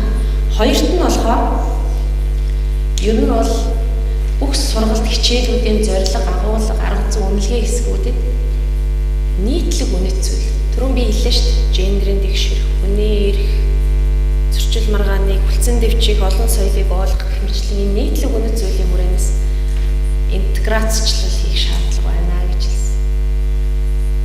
Цаашдаа илүү бүтээлч аргануудыг хэрэглэмээр байна. Зөвхөн ангид ингээд суулгачаал лекцлээд баймиргүй. Өшөө олон арга хэлбэрийг хэрэгжилж одоо жишээ нь би бодоод байна л да. Хүний эрхийн боловсролыг заавал легцлэх асаалгүй шүү дээ. Тийм биз? Эрхэн зөрчигдөж байгаа газар очиод хүүхдүүд тэр хүмүүст оролцож ярьж болно шүү дээ. Тийм биз? Гэх мэтлэн ийм зөвлөмж өгсөн байна. За манай симпозиум дээр хүний эрхийн үндэсний комисс ирж хүний эрхийн боловсролын чиглэлээр хийж байгаа үйл ажиллагаагаа ярьсан. Тэгээ хүний эрхийн комиссийн одоо бүрэн эрхийн асуудал дотор бол энэ яг хүний эрхийн боловсролын асуудал явдаг юм байна. Тэгээд нэлээдгүй хэдэн ажлуудыг хийсэн байна. Жишээ нь ЮНЕСКОгийн дэмжлэгтэйгээр бол хүний эрхийн одоо ихтэй сургууль тэр дундаа эрх зүйн боловсрол олгож байгаа сургуулийн хүний эрхийн хичээлийн агуулга хөтөлбөрийг боловсруулж сайжруулж явсан байна. Тайлангаас нь харж болох нь байна. Ерөнхий боловсролын сургуульд орж байгаа хүний эрх хичээлийн чанар өгнөлөө сургалтын агуулга тэрэнд нь үнэлт өгнөлт өгсөн байна. Хүний эрх хичээлийг судлах загвар хөтөлбөр боловсруулж байсан байна. За тэгээ жил тутам Монгол Улсын их хурлд өргөн барьдаг хүний эрх хөгжлөөний тухай илтгэл дотроо бол хүний эрхийн боловсролын талаар 2 удаа үнэлгээ судалгаа хийж зөвлөмжөө хөрвүүлж ирсэн байна. Мөн хөгжлийн одоо боловсролын нөгөө эрх тэгш байдлын тухай гэсэн. Хөгжлийн бэрхшээлтэй үндэсний цөм, хэлний цөм, хөдөлмөр эрхлэгч хүүхдүүдийг сурч боловсрохын чиглэлээр судалгаа хийж зөвлөмж гаргаж холбогдох байгууллагууд нь хандаж арга хэмжээ авахулж ирсэн байна. Тэгэхээр яг хүний эрхийн боловсролын чиглэлээр ажилладаг бол одоо манай хүний эрхийн үндэсний комисс бол одоо 2020 он хүртэлх стратегийн зорилго дотроо бол бүх нийтэд хүний эрхийн боловсрол олох үндэсний тогтолцоог улам бэхжүүлэхээр одоо тусгацсан байгаа юм. Туйлын сайшаалтай тэр нь бол ингээд та нар өөрснөө вебсайт руу ороод үзэн үз. Ер нь бол хүний эрхийн соёлыг төлөвшүүлнэ гэдэг бол маш том зорилт. Энэ чиглэлд юм хийхнэ гэж харж байна. Гендер үндэсний хороо явж мэдээлэл хийсэн.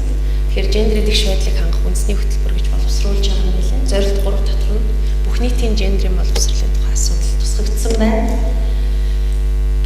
Гендерийн хэвшмэл ойлголтыг Монголын нийгэмд устгах арилгана гэсэн байна. Боловсролын яамн дээр бол бүр гендерийн аудит хийх бодлого бүх одоо чиглэлээр аудит хийх, салбартаа гендерийн тэгш байдлыг хангах стратегийг боловсруулахад туслана. Боловсролын салбарын мэрэгчлэтнүүдийг гендерийн мэдрэмжтэй болгох сургана гэсэн юм том зорилтууд явж байна. За энэ харж байгаа бүр ингээд тусдаа үйл ажиллагааны төлөвлөгөөтэй та нар өөрсдөө ороод үзье.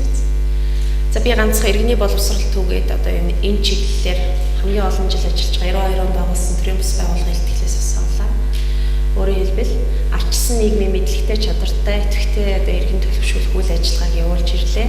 Тэр нь маш олон чиглэлээр экологийн боловсрол, иргэний нийгмийг төлөвшүүлэх, орон нутгийг хөгжүүлэх, ЕБС-ийн дотоод ардчлалыг хөгжүүлэх, иргэний боловсролын агуулга, сурвалжийн бичиг гэх мэтлэн ийм олон гарын авдлага арга хэмжээнүүд хийсэн байдаг юм байна. Тэгэхээр би энэ бүхнийг яах гэж харуулж байгаа гэхээр би нэг хув хоосон юм шиг Монголд юу ч байхгүй байгаа юм шиг ярих утгагүй. Хонглын үзүүрт гэрлээ. Манай нийгмийг хувьсган өөрчлөх суурь үндэс байна. Хамтран ажиллах нөхдүүд байна. Хувь нэмрээ оруулах байгууллагууд байна гэж харж байна. Энд боловсролын салбарт анхаараа зүтгэх угаасаа боломжгүй. Тэгэхээр хамтрах иргэний нийгэм байгууллагууд, төрийн байгууллагууд байна. Тэгэхээр бид нар хамтдаа хийх ёстой асуудлууд байна. За яг боловсролын салбар дээр илүү одоо цаг явуулж байна гэвч. За ойлгосон. За тэгэхээр боловсрол гэдэг чинь заримдаа загасчны морьсгүй шүү дээ. Дандаа боловсролтой, эрдэмтэй, мэдлэгтэй, академич, судлаач байдаг мөртлөө боловсролынхаа үзэл онолоо боловсруулахдаа жоохон тааруулхан гэж би жоохон шүүмжилтэй ханддаг хүн байгаа. Дэлхийн бол тийм биш. Үе дэлхийн шилдэг ухаантнуудыг цуглуулж хагаад боловсролыг хаашин чиглүүлэх нь зүйтэй вэ? Өнөөдрийн боловсрол юугаараа нийгэмтэй хөл нийцэхгүй болоод хэлвэ гэдгийг судлуулаад тайлан бичүүлдэг. Одоо боловсролын салбарт ажиллаж байгаа хүн бол энэ 3 тайлан уншихгүй бол ерөөсөө явахгүй. Эхний тайлан бол ер нь бол уламжлалт тогтолцоог шүүмжилсэн. Анги танхимд явдаг албан бус тогтолцоо ч болохон болоод эхэлсэн байна. Өнөөгийн нийгмийн шаардлагыг хангахаа болоод эхэллээ гэдгийг ярьж бичсэн тайлан байна. Тэгээд суралцдаг нийгмийн тухай, суралцдаг байгууллагын тухай, тэгээ насан туршийн боловсролын тухай үзэл санаа бол анх энэ тайланд гарч 96 оны Делорын тайлан гэж их гоё нэртэй суралцах уу Эрдэнсийг нээхэн чөлөөнийг Эрдэнэс мэртэнстэй одоо энэ гоё нэртэй. Бид нар бол Делорын тайлан гэж ярьсараа сурч иж. Тэгэхээр энэ боловсролын 4 багны тухай ярьсан. Өнөөдрийг хүртэлх боловсрал ганцхан хөл дээрээ догомцоод байна. 4 хөлтэй болж иж өнөөгийн нийгмийн шаардлага эрэлт хэрэгцээнд нийцэж явах гэж байна. Хүнд хэрэгтэй байх гэдэг байна гэдэг тухай ярьсан. Хүн юунд суралцах ёстой вэ гэхээр танин мэдхэд суралцах ёстой. Хийж чаддаг, ур чадвартай болоход суралцах ёстой. Бусдаа хамтран амьдрахад суралцах ёстой. Өөрөө хүний ёсоо өөрийнхөө хүснээр оршин байх, эрхээ зөрчүүлэхгүйгээр, эрхэм чанараа мэдрээд ялгуурлан гадуурхагдахгүйгээр амьдрахад суралцах ёстой гэсэн 4 чухал дуудлыг гаргаж ирсэн. Одоо саяхан 16 онд бол энэ Амина Морган тэргүүтэй хүмүүсийн бичсэн Rethinking Education боловсролоо дахин эргэцүүлэх үү гэж манайхан албан ёсоор манай иргэний нийгэм өөрсдөө орчуулж байгаа. Одоо боловсрол ямар болох хэрэгтэй вэ? Нийгмийн өөрчлөлтөнд боловсрол ямар? Нөгөө нийгмийг хувьсгаж өөрчлөхөд боловсрол ямар үүрэгтэй юм бэ? Одоо тэр насан туршдаа суралцах гэж нэг яриад байна шүү. Тэр яаж хийх юм бэ? Яаж газар дээр нь хийх юм бэ гэдэг ийм хариу өгсөн ийм 3 том тайлан байгаамаа. Тэгэхээр би сүүлийнх нь илүү яриа шүү. Сүүлийнх дээр нь илүү тулгуурлаж ярина. Сүүлийн тайлангийн 4 үзэл санаа юм. Улс орон, нийгэм, дэлхийн нийтээр доктортой хөгжиж гэж байгаа бол боловсралтаа анхаар, хөрөнгө мөнгөө зарцуул, боловсролоо шинжилж өөрчлөх гэж хэлсэн. Боловсролоо эдийн засгийн нүдээр биш, арга хэрэгсэл гэж харах нүдээр биш. Хүмүүнлэгийн үүднээс хүний төлөө, хүний хөгжил, хүнээ бэлдэх, хүнийг хөгжүүлэх гэдэг өнцгөр нь харж боловсролоо зохион байгуулж олгооч гэдэг хэлсэн. Боловсрол бол дундын сайн сайхны. Одоо манай нийгэм бүгдээрнгийнх нь хамаатай юм. Тэгэхээр магадгүй хувьчлах тухай, тэрнээс ашиг олох тухай, ялгаатай боловсрол олох тухай байж болсгүй үзэл санаануудыг хэлсэн байна. За тийм мэдээч нөгөө хурган өөрчлөх хүч чадлын тухай хэлсэн байна. Ямар за харъя. Таны эрхийг зөрчдөг байгасаа гэж хүсэж байна. Гүйц. Тийм. Үл тийм нийгмийг. Тэ? Дахиад нөгөө үзэл санааг тавтаад байгаа. Хүний эрх хэм чанарыг хүндэлдэг, ядуурлыг устгадаг, доктортой байдлыг авчирдаг, бүгдэд сайн сайхан ирээдүг авчирдаг. Нэг хэсэгт биш. Тэгшэрх нийгмийн шудраг ёсыг авчирдаг. Соёл нийгмийн ялгаатай байдлыг бие биенээгээ хүндэтгдэг. Олон улсын түвшинд эв санааны нэгдэлтэй байдаг, нэг нэгийгээ хүлждэггүй, нэг нэг рүүгээ орж дайн хийдэггүй, нэг нэгнийгээ өдөө хатгадаггүй тийм ээ. Тэгээд хүний нийгмийн төлөө, өндөрлөгтний төлөө хамтын хариуцлага хүлээдэг ийм нийгэм байл гэж. За яг байгаль орчны тухай би нэг ганцхан жишээ хэлчихэж жоохон уянган хайлт. Яг судлаад үзсэн чинь байгаль орчныг хамгаалах, хайрлах дээр бид нар нэг тогоо хэмнэн, усай, гамн гэдэг нь шүү. Энэ баг ямар ч нөлөө баг. Байгаль орчинд хамгийн халтай юм юу вэ?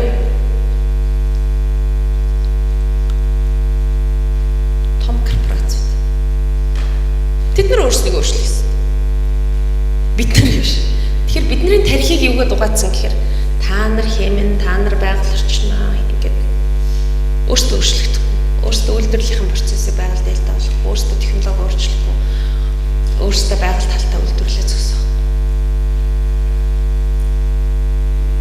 Тэгэхээр зөвхөн боловсролын тогтолцоон биш, нийгмийн энэ шудраг ёс, шудраг бус байгаа юмны талаар л боловсролын тогтолцоон ярих ойлгох хэрэгтэй байна. Тийм ээ? За.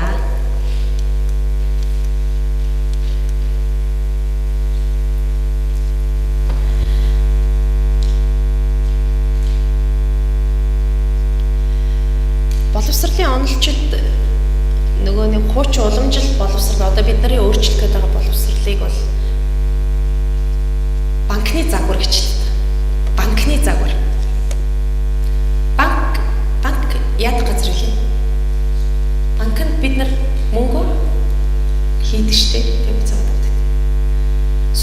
тэгж явж болохгүй.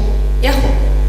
Таны тархинд баахан мэдлэг хийгээд буцаа шалгаад лоо. Энэ загвараасаа гар гэдэг. Банкны загвараасаа гар. Сурагчид дүүргдэг хувин биш. Хоосон хувь ерөөсөө биш. Хүүхдүүд өөрсдөө бүр багшийн зааж байгаад эргэлзэж байна. Багшийн зааж байгаад эргэлз. Багш өөрийнхөө зааж байгаад эргэлз. Багш өөрийнхөө зааж байгааг туйлын үн ганцхан онол үнэн зөв гэж битгий.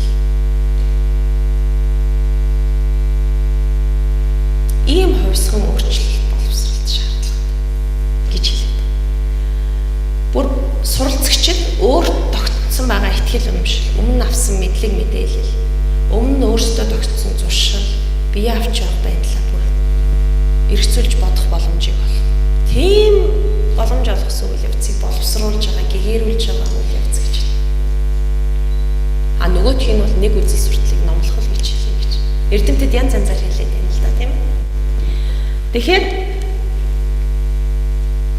энийг би хэлээгүй. Өнгөрсөн 2 жил Монголын боловсролын салбарт давалгаалсан доктортой хөгжлийн боловсролын төслийн хүрээнд бас томоохон судалгаа хийгдсэн. Монголын баг дунд боловсролын цөм хөтөлбөрт доктортой хөгжлийн үзэл санаа хэр зэрэг тусч вэ гэдэг маш том судалгаа. Ер нь боловсролын салбарт ойрд байгаагүй том судалгаа хийсэн. Онлайн байгаа та нар хайгаад үзээрэй, хэвлэгдээгүй, маш цуцаан тайлан. Тэр судлаачид бол ер нь хөтөлбөр тогтолцоо 10% агуулгын хувьд шинжлэх шаардлагатай байна гэж хэлсэн. Энийг тунгалаг ганцаараа хэлж байгаа биш. Боловсролын салбарын өөрсдөө хүлээн зөвшөөрсөн. Тэгээд дахиад миний санааг тавьсан. Залуус нийгмийн эдийн засаг, экологи, соёлын асуудлуудаа шийдвэрлэх чадвартай болгоход нь чиглэсэн чанартай боловсрол олгох хэрэгтэй. Доктортой хөгжлийн боловсрол чинь доктортой хөгжлийн яг дэмжин. Гэхдээ нийгэм бүхэлдээ түүний дотор эмзэг бүлэг, төрийн болон бизнесийн байгуул, иргэний нийгмийн институтийн эрх зүйн хүрээнд эрхтгш доктортой байдлаар яаж хөгжих вэ гэдэг мэдлэг боловсролыг олох хэрэгтэй байна гэдгийг дүгнж гаргаж ирсэн. За ингээд нойр нүрээдэвэл нэг зураг үзүүлж. За манай боловсролын тогтолцоо тэр дундаа дөрвөлжтэй. Хажуудах нь би багш. Боловсролын хүн тийм ээ. Наад нөхдүүд нь багш. Хөөрхий, цэнхэр нь хөдөөний хүүхэд. Хар хөх нь хөгжлийн бэрхшээлтэй. Наад улбар шар нь үндэсний цөөн. Бид бол ингэж хэлэл зогсож байна л да. Та нар тогтолцоонд нийцхийн тулд дөрвөлжин бол өөрчлөө гэж зогсож байна л да. Нөгөө тэд нь юу гэж асуугаад байна? Тэгвэл бид бүхэнд нийцхийн тулд тогтолцоо өөрөө яагаад өөрчлөгдөж болохгүй гэж ийм суралцагчдыг л бэлдэх хэрэгтэй. Асуулт асуудаг. Бүр тогтцсон юмыг хүртэл яагаад энийг өөрчлөхгүй вэ? Яагаад энэ юм байгаа юм?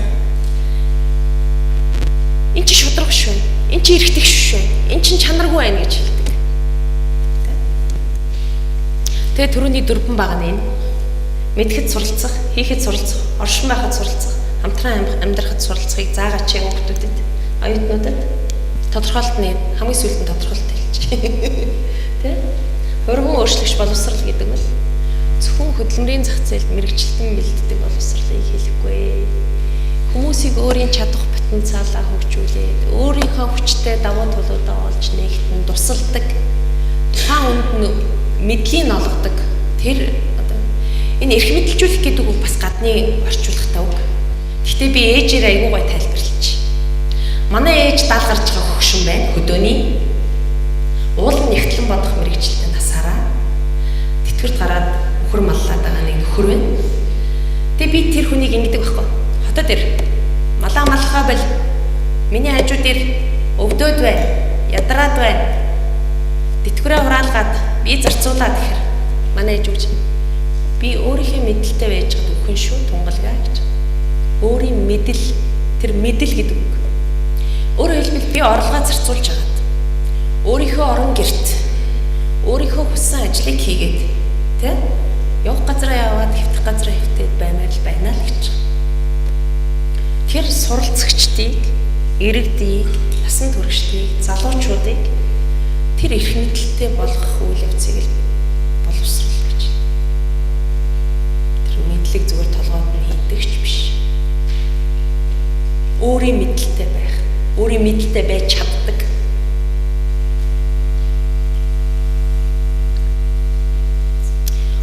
Олон үзэл багшийн ганцхан заасан үннийг биш.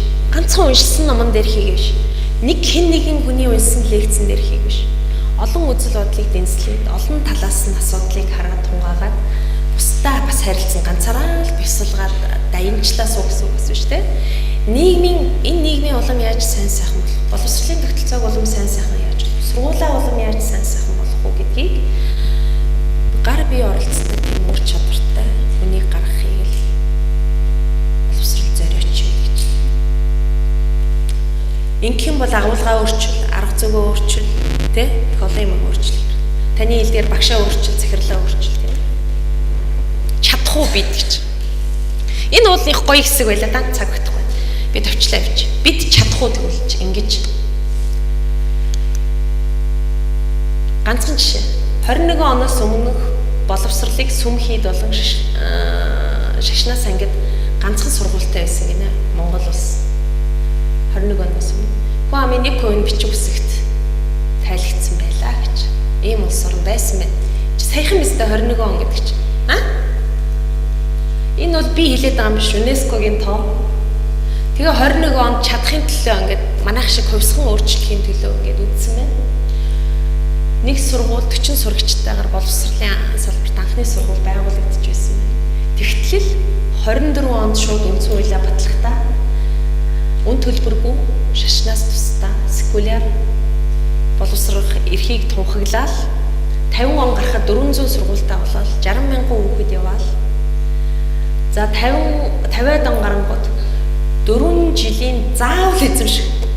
Та нар бодтой 50 он хүртэл яаж асах вэ? Заавал эзэмших боловсрал гэж Монголд байгаа биш. Хүн болгон заавал. Одоо хэд өв заавал эзэмших боловсрал? 9 шүү дээ тийм ээ. Хүн болгон заавал 9-ийг төгсгөн. 9-ийг төгсгөөгөл эцэгхийн хариуцлага тооцох юм хуультай шүү дээ.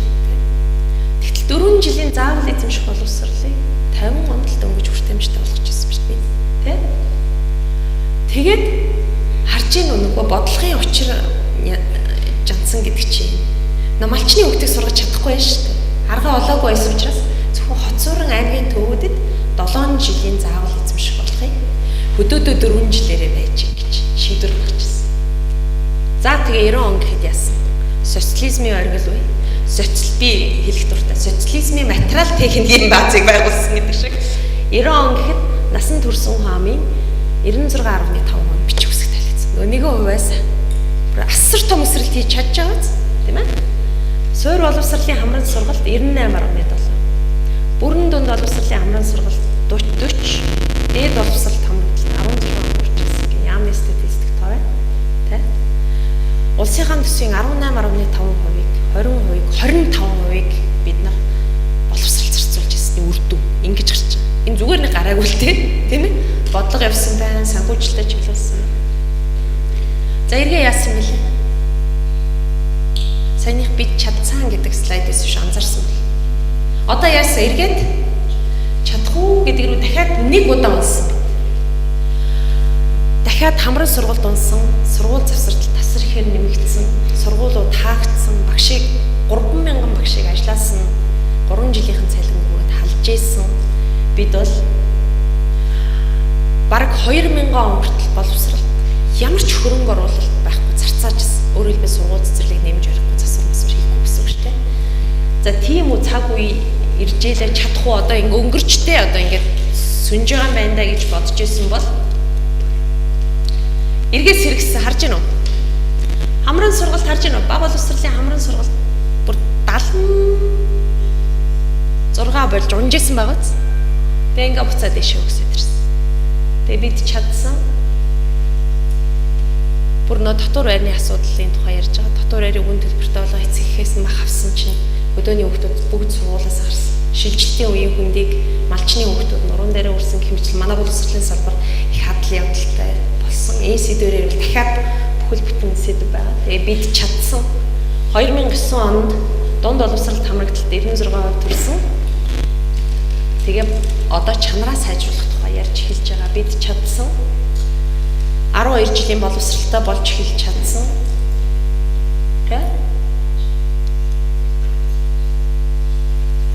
Эний ач бол төсөв мөнгө бас байгаа.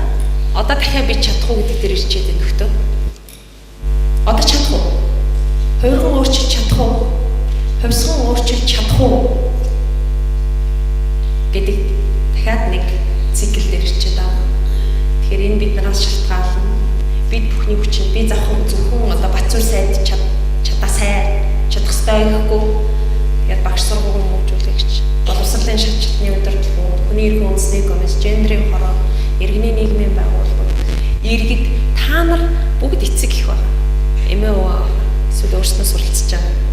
Бид бүгдийн оролцоо хамтын хүчин чармайлт хэрэгтэй. Тэгэхээр нэг буцааж чадаа.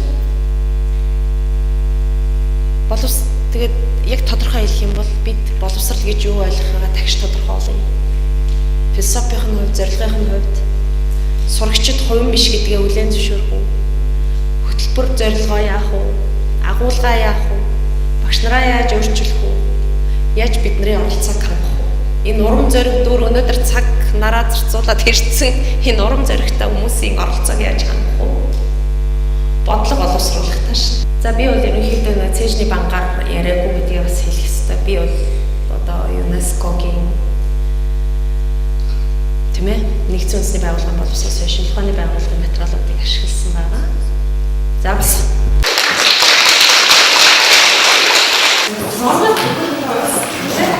тэгээд гадаадын эсвэл өнгөрсөн юм мэдээлэл хийсэн ажил судалдаг тийм.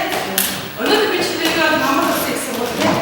Монгол улсын гэсэн бол тэгээд ингээд Монгол хэлтэнтэй байх байгаа байхгүй. Яг энэ надад чиглэлээр хүмүүсийг анхаарсан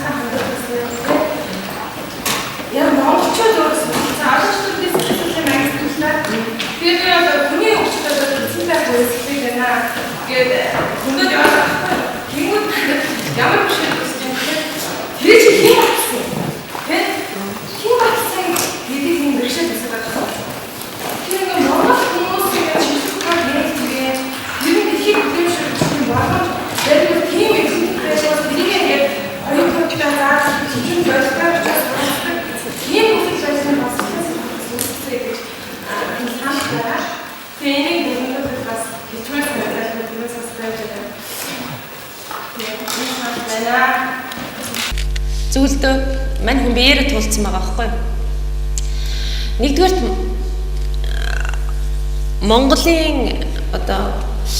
Монголд нийгмийн чиглэлийн судалгаа авах. Хүн өөрийгөө судалдаггүй гэдэг шиг нийгмийн чиглэлийн судалгаа. Бидний үнэт зүйл юм, бид хин юм, бидний амин чанар юу юм, Монгол хүн чинь ямар юм те. Монголчуудын өнөөдөр байгуулсан байгаа нийгэм ямар юм, яг ямар үйл явц өрнөд байгаа юм. Яагаад хүмүүс одоо чинь хамгийн сүүлд чи хэрэг сонирхол дандаа бас л дахиад гадаадын хүн судалцлаа бол да. Хамгийн сүүлд танилцуулсан судалгаа бол Дэлхийн банкнаас хийсэн сургуулийн өмнөх боловсролын чанар үр дүнд хийсэн судалгаа. Маш сонирхолтой судалгаа. Боловсролыг сонирхож байгаа хүн бол тэр судалгааг уншаарай. Яг Монгол эрдэмтэд оролцсон л доо. Тэгтээ голлох эдийн засгийн судалгааг хийсэн хүн Дэлхийн банкны хүн байна. Тэрэн дээр ингээ гаргаад ирсэн байгаа байхгүй. Судлаад үзсэн чинь цэцэрлэгээс эхлээд бага наснаас эхлээд хүүгүүд хөгжлийн 6 айгаар октоос дээд боловсрол төгсөлөө хоцорчин гэж байгаа юм. Одоо тэр 6 хөгжлийн ай гэдэг нь тоолох математикийн, хэл ярианы, харилцааны, нийгэм сэтгэл хөдлөлийн, хөдөлгөөний бие махбодын хэмжлийн 6 айгаар ингээд хүүхдийн хөгжлийг судалсан байна. Гэр цэцэрлэгт сурсан хүүхэд, төрийн өмчийн цэцэрлэгт сурсан хүүхэд, хувийн цэцэрлэгт сурсан хүүхдийг ингээд харьцуулаад судалсан чинь хүүгүүд октоос тэр 6 айгаар хөгжлөөр хоцрогдоод энэ нь дунд боловсролд хадгалагдаад дээд боловсролд хадгалагдаад. Жишээ нь энийг судлах хэрэгтэй. Монголын хүүгүүд яагаад гэж сонир байгаа зү. Гэх мэтлээ ингээд нийгмийн чиглэлээр их судалгаанууд манайд байдгүй. Нийгмийн ухааны одоо хөгжил мүү гэж хэлэх таашаа. Одоо би ч одоо тэгвэл одоо жоохон амар юм болох байх. Дараа нь боловсролын салбарт хийж байгаа судалгаанууд бол саяхныг болтол дандаа гадаад хүмүүсийн гадны хүмүүс хийсэн судалгаа байдаг. Яг үнэ. Саяхнаас бас манайх туйлын айтайхан судалгаа хийгээд эхэлсэн байгаа. Одоо энэ гендер судал гэдэг Азийн хөгжлийн банкнаас гарч ирсэн сэтгүүл дотор Монгол Улсын боловсролын их сургуулийн багш нар, МУИС-ийн багш нар жишээ боловсролын салбарт гендерийн асуудлуудыг судалсан байна. Бас маш сонирхолтой зүйлс гарч ирж байгаа байхгүй юу? Бид хинбэ гэдэг тухайн асуудал тий. Тэгэхээр яг одоо хөрөнгө мөнгө байхгүйтэй холбоотой нөгөө өмнөх боловсролын тогтолцоо чи биднийг судлаачаар төгсгөөгүй шүү дээ, тийм үстэй. Ялч чадных нь боловсрол судлаачаар төгсгөөгүй юм чи яхаа юмыг асуудаг, гэрэгцүүлдэг, боддог, харьцуулдаг, дүн шинжилгээ хийдэг тэр чадвар бас нэгсэн сургаагүй боловсролын тогтолцоогоор дамжсан улс чинь ингээд судалгаа хөгжил нийгмийн ухааны хөгжлийн судалгаа бол аюу тааруухан байна. Тийм учраас бид нар одоо яг урагшилжил явна, ахичил явна, өөрсдөө судалгаа хийж лээ. Би удаа дараа боловсролын яамд очиж аллергитдгийг загасчны морьсгүй энэ өөрийнхөө салбарт судлаач бэлдээч, боловсролын эдийн засагч, боловсролын сэтгэл судлаа зүйч, боловсролын одоо тэр антропологийн боловсролтой холбоод ингээд нэг яач судлаачд өөрийнхөө салбарт бэлдэж болдгоо юм уу гэж хэлдэг. Тэгээд яах вэ? Аврах хэл байлгүй те, тийм ээ? Тийм асуудал бол байгаа шүү. Гита Штайнер Хамси гэж боловсролын харьцуулсан судалгаа хийдэг. Туйлын одоо судалгаа нь Монгол хүний хүн уншаад зарим гадны хүний хийсэн судалгааг бид нар уншихаар шал худлаас гэдэг байхгүй тийм. Тэгээд бид нар уншихаар үнэн санагддаг судалгаа хийдэг хүн бол Гита Штайнер Хамси гэдэг Колумбийн их сургуулийн багшийн коллежийн харьцуулсан боловсролын судлаач профессор юм. Тэр хүн бол Монголын боловсролыг бол ёстой бог танаас нь хэлээд судалцсан юм нөхөр байдэн шүү. Тэр хүний бүтээлүүдийг үзэх хэрэгтэй. За өөр асуулт байна.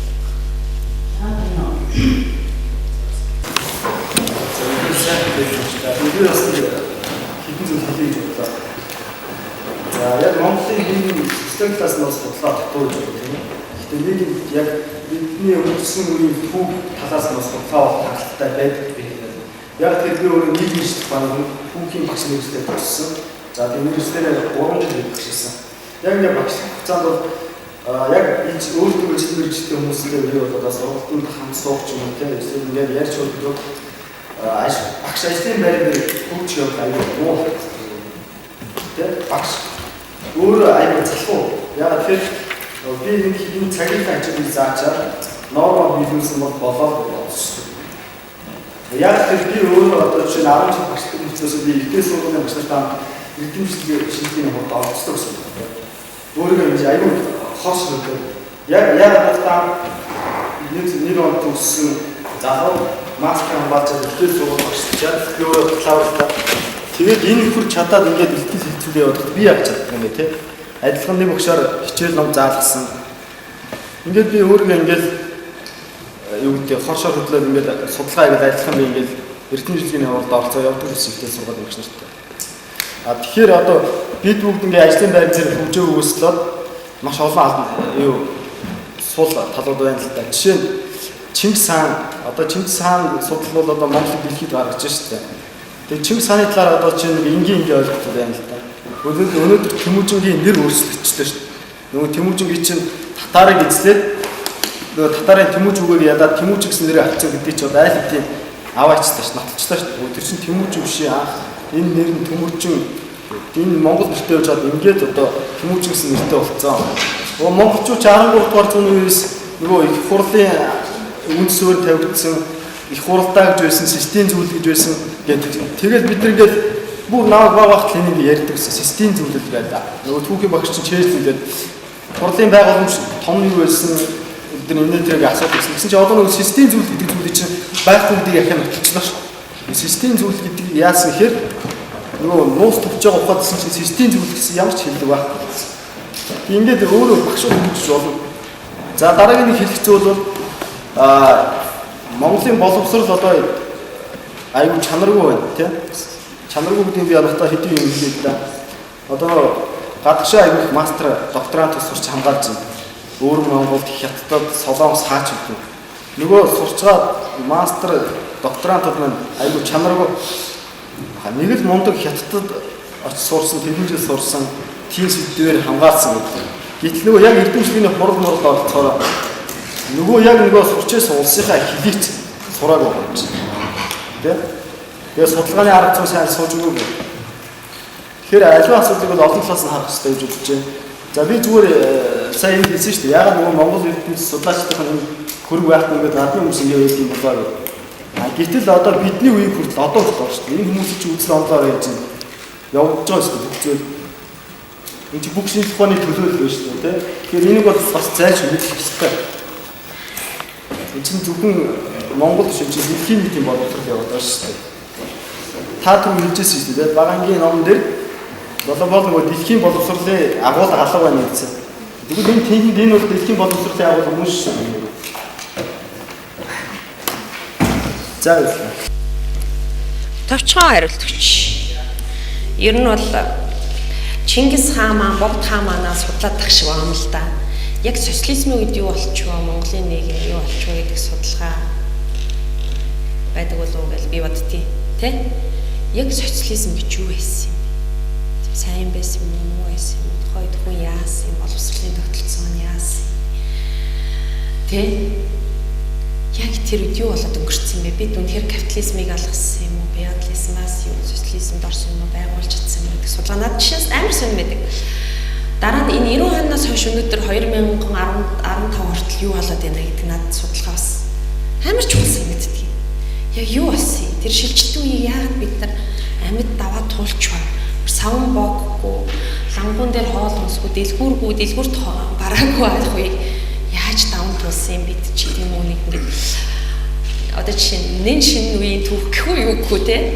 Энэ үеийн түүхийн судалгаанууд бол илүү биднэрт бас зарим үед хэрэгтэй юм шиг байдаг. Хоёрдугаарт энэ тухай нэр асуусан тий. Бид ингээд нэг жоохон хоёр тийшээс савдаг өвчтөл судалтай. Нэг бол гадны бүх юм сайн сайхан үнэтэй хэрэгтэй. Нэг болохоор үгүй бүр Чингис хаан мандахай цэцэн гэх юм шигээс аваа явчихдаг. Энэ дунд зогсох олон одоо зогсоол байдаг гэж олж харах бол боловсролын хийх ёстой бас нэг ач. Нэг бол дан дээлтэй, нэг бол дан гадаагийн эрдэмт. Гэтэл ингээд саваа явчихна. Баг боловсрол болохоор дан Монгол нүүдэлчин амьдрал зан, дээд боловсрол дандаа Аристотель, Архимед зан гэж явчихна. Гэхдээ энэ дундуур яагаад зогсож болдгүй юм гэдэг надад байнгын бодол төрдөг. Нэг бол гадаадаас уулал Кембриж өстой сайн, Японы боловсрал сайн гэж хуулна. Тэгснэлгийн төвгүй боллоо ерөөсө зөв Монгол айгүй сайн зөв Монгол хүн бэлтнэ гэж савч. Би энэ дунд яагаад зогсож болдгоо энэ 90 градус 45 градус болсон гэдэг надад энэ бас дахиад боловсралтай холбоотой. Бидний сэтгэлгээг яаж төвшүүлж байгаа тал холбоотой гэж би хэлэх гээд. За. Нэг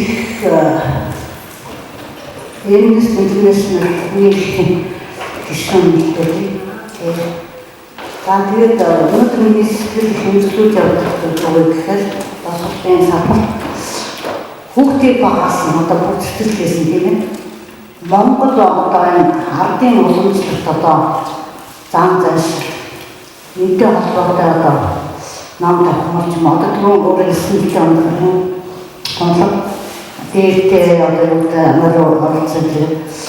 Тэгээд сургуульд нь орохоор яам зүрий одоо энэ англи Японы одоо хүний их асуудал гэж байна. Гэхдээ Монгол одоо ардын уламжлалтын юу соёлоо яаж хэрхэн хамгаалах тал дээр одоо энэ дүүтэн профессор одоо багш нь яаж зөвлөж явдаг ямар одоо цаашаа одоо уламжлалт дээр залуучуудаа үлдээх тал дээр одоо энэ дэлхийн одоо иргэн одоо нүдтэй албаасан энэ тэмцэж ш. Тэр одоо аюул их зүйл Монголоо таах гол соёлоо мэдхгүй залуучууд одоо олон болчихъя. Одоо энэ тал дээр нь одоо соёл боловсролын чиглэлээр үйл ажиллагаа явуулж байгаа хүмүүс ямар одоо боломж олцоорой энэ тал дээр хэрэг анхаарч чадвал гэсэн асуулт. За хоёрдугаар одоо нэгтэй сургуулиуд хүн болгоны одоо эцэг эхчүүдийн бүр тулгымц асуудал. Нэгтэй сургууль одоо ингээд төрийн одоо бос энэ хэрэгжих энэ үний тал дээр одоо ямар одоо босролын юунаас ямар одоо чиг хандлага байдгийг вирус гайхаад байна. Хоёрын их сургуулиуд одоо чөлөөнөөр байж би таасан мэдгүй. Тэр үний тал дээр одоо яг тийм баримтсан одоо нэг бодлого байж болох юм. Энэ тал дээр одоо судалгаа хийсэн юм уу гэж тийм. Үнийг одоо сүлхүүгээр юу байх одоо ихээр хэцүү шүү дээ энэ амьдрал одоо ингээд өөрөө чиглэл хийсэй дараа чиглэлээр өсөх хамтлагтай юм байдаг байхгүй. Ингээд үний өсөхгүйгээр байх ямар бодлого ингэ тавтай. Яг ардын уламжил гэж яг юу хэлэх вэ гэдэг гэвэл маргаантай асуудал та. Тийм ээ?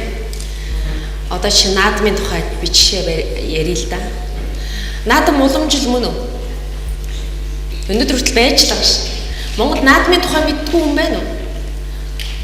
Би уламжлалыг бол ингээд нэг юм өөрчлөгддөг үйл явц. Тийм ээ?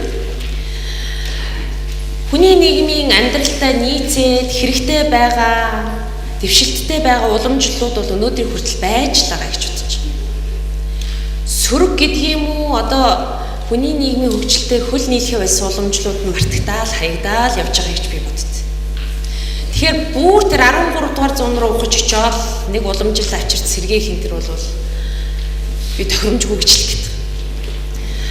Гэхдээ яах вэ? Даяаршиж байгаа нийгэмд улс үндэстний хадгалах, өөрийн өвөрмөц онцлогийг хадгалах гэдэг төрийн бодлого байх ёстой.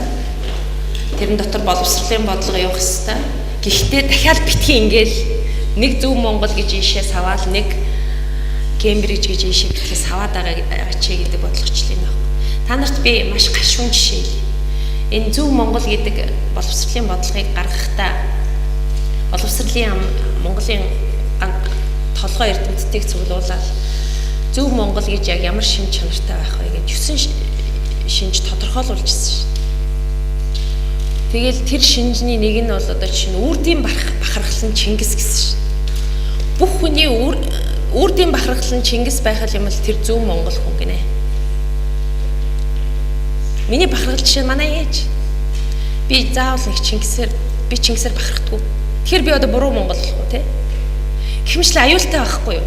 Өөрөөр хэлбэл өнөөдөр ингэж нэг ямарваа нэг байдлаар хайрцаглах тэгээ уламжлал нэрээр үнэн худлаа нь мэддэхгүй одоо зүйлсийг сэргээж заах энэ төр бол би туйлын аюул. Би чинь овоо дахих дээр эсрэг үзэл бодолтой байдаг. Тухайн үедээ бол байгаль хамгааллын зам үйл байсан. Одоо яаж юм? Байгалыг бүр бохирдуулдаг, завааруулдаг бараг орхих ёстой уламжлал юм биш. Тэр сайхан уул усыг бузарлаж штеп. Тэгэхээр уламжил зан заншлын тухайд бол энэ маргаантай. Гэхдээ би ганцаараа мэдэх биш. Нийт ардаараа хэлэлцэж байгаад зөв гарцаа олох байлгүй. Ихтэй сургуулийн төлбөр бол одоо гамбай иргэшүүнийг байхад худлаа ирчих үедээ бурхан минь. Хүний эрхийн баримтчигтэр бол дээд боловсролыг төлбөргүй байх хэрэгтэй гэж байдаг шүү. Заалтна.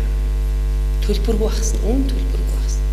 Гэхдээ тухайн улс орны эдийн засгийн чадвар энтертэй холбоотойгоор айжмаар юу үн төлбөргүй болгох чиглэл рүүгээ явах ёстой гэсэн ийм хүний эрхийн баримтчгийн заалт байдаг шүү. Ер нь бол заавал төлбөртэй хаалгүй гэсэн.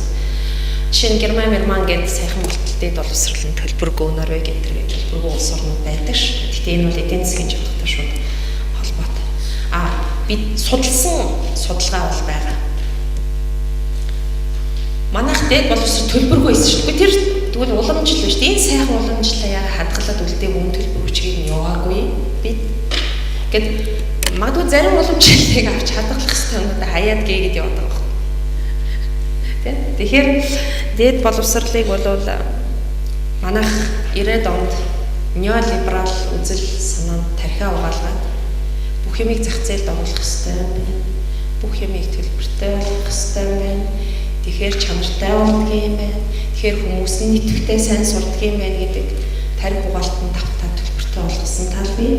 Яг уу яг эдийн засагчид хэлэхээр бол улсын төсөв даахгүй. Үнэхээр ирээдүйд үед шилжилтийн үед эдийн засаг хүнд болоод үйлдвэрүүд хаагдаад төсвийн орлого бол бүрдэн учраас дээд боловсролынхаа зардлыг үн төлбөргөл олгож чадхаа байсан учраас төлбөртэй болгох шийдвэр гаргасан л гэдэг одоо ийм л хоёр судалгааны дүгнэлт байна да. Би нэг бодит жишээ. Өнгөрсөн засгийн үед шудраг ёсны чуулган гэж хэлсэн. Гэхдээ тэр нь таны хэлдгээр шүүх, прокурор, бүх хуулийн салбарын хүмүүс төрийн ордны тэр их танхим цуглаад шудраг ёсыг яаж бий болгох, тогтоох уу гэж чуулган хийж байгаа байхгүй. Тэгсэн чинь тэнд нэг хідэн өсгөн дотор тоо зохиж авсан хідэн боловсролын хэд. Тэр чуулганыг зохион байгуулагч юу гэж үзсэн бэ гэхээр хууш өвш цагдаа прокурорт хэн ажиллаж байгаа вэ? Тэр хүнд шудраг ёсны үнэлэмжийг хэн суулгах вэ? 12 жилийн заавал, 9 жилийн заавал тэгээд цэцэрлэгийг оруулаад ихтэйдэг бол хичнээн жилийн хүнийг бэлтэж байгаа тэр тогтолцоо руу чинь харж штэ. Эн чин зөв хандлага багхгүй. Тэгээ ган төмөр сайдтайгаа, насан баяртайгаа, иргэний нийгэмтэйгээ, туяатайгаа бүгдээрээ тэр чуулганд оролцсон. Бид нар тусдаа салбар хуралдаа хийсэн. Боловсролын салбар шудраг ёсыг тогтоохоо ямар хувь нэмэр оруулах вэ гэх. Тэгээ манайх шилтгэл тавьсан, төрийнхэн шилтгэл тавьсан. Тэгэхээр хүнээс буруугаа ярих аргагүй. Бид л өөрснөө яриж харахаас боловсролын тогтолцоо руу яриж харахаас аргагүй. Тэгтээ багш хүн ухамсартайгаар юу мэдж байгаагаа заадаг. Энэ нэг эрдэмтний хэлсэн. Багш ухамсартайгаар юу мэдж байгааг заадаг. Ухамсаргүйгээр хэн болохоо хүүхдэд зааж идэг гэж. Бид шудраг бус юмыг бид заадаг юм шүү. Нөгөө уг нь л шудраг ёсны тухай заагалаа л да. Би үйлдэлээрээ, би үг хэлээрээ, би хичээл зааж байгаа, дүн тавьж байгаа, эцэгтэй хандж байгаа, бусад хүүхдүүдтэй хандж байгаагаараа би шудраг бус юмыг зааж байгаа юм шиг. Энэ л ахгүй. Тэгэхээр үнэхээр хувьсган өөрчлөгдөе гэж бодож байгаа бол боловсролын тогтолцоос эхлэх ёстой. Шудраг ёсыг хүсэж байгаа боловсролын тогтолцоом шудраг ёс тогтох хэрэгтэй.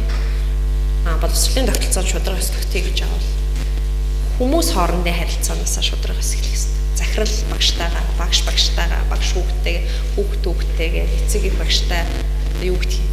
Тэр олон хүмүүн хоорондын харилцаан дотор их хүч байна гэж би судлаачийн хувьд бодож явдаг. Тийм учраас энэ чиглэлээр судалгаа хийвэл бас их сонирхолтой. За одоо ингэж. Students, that's right.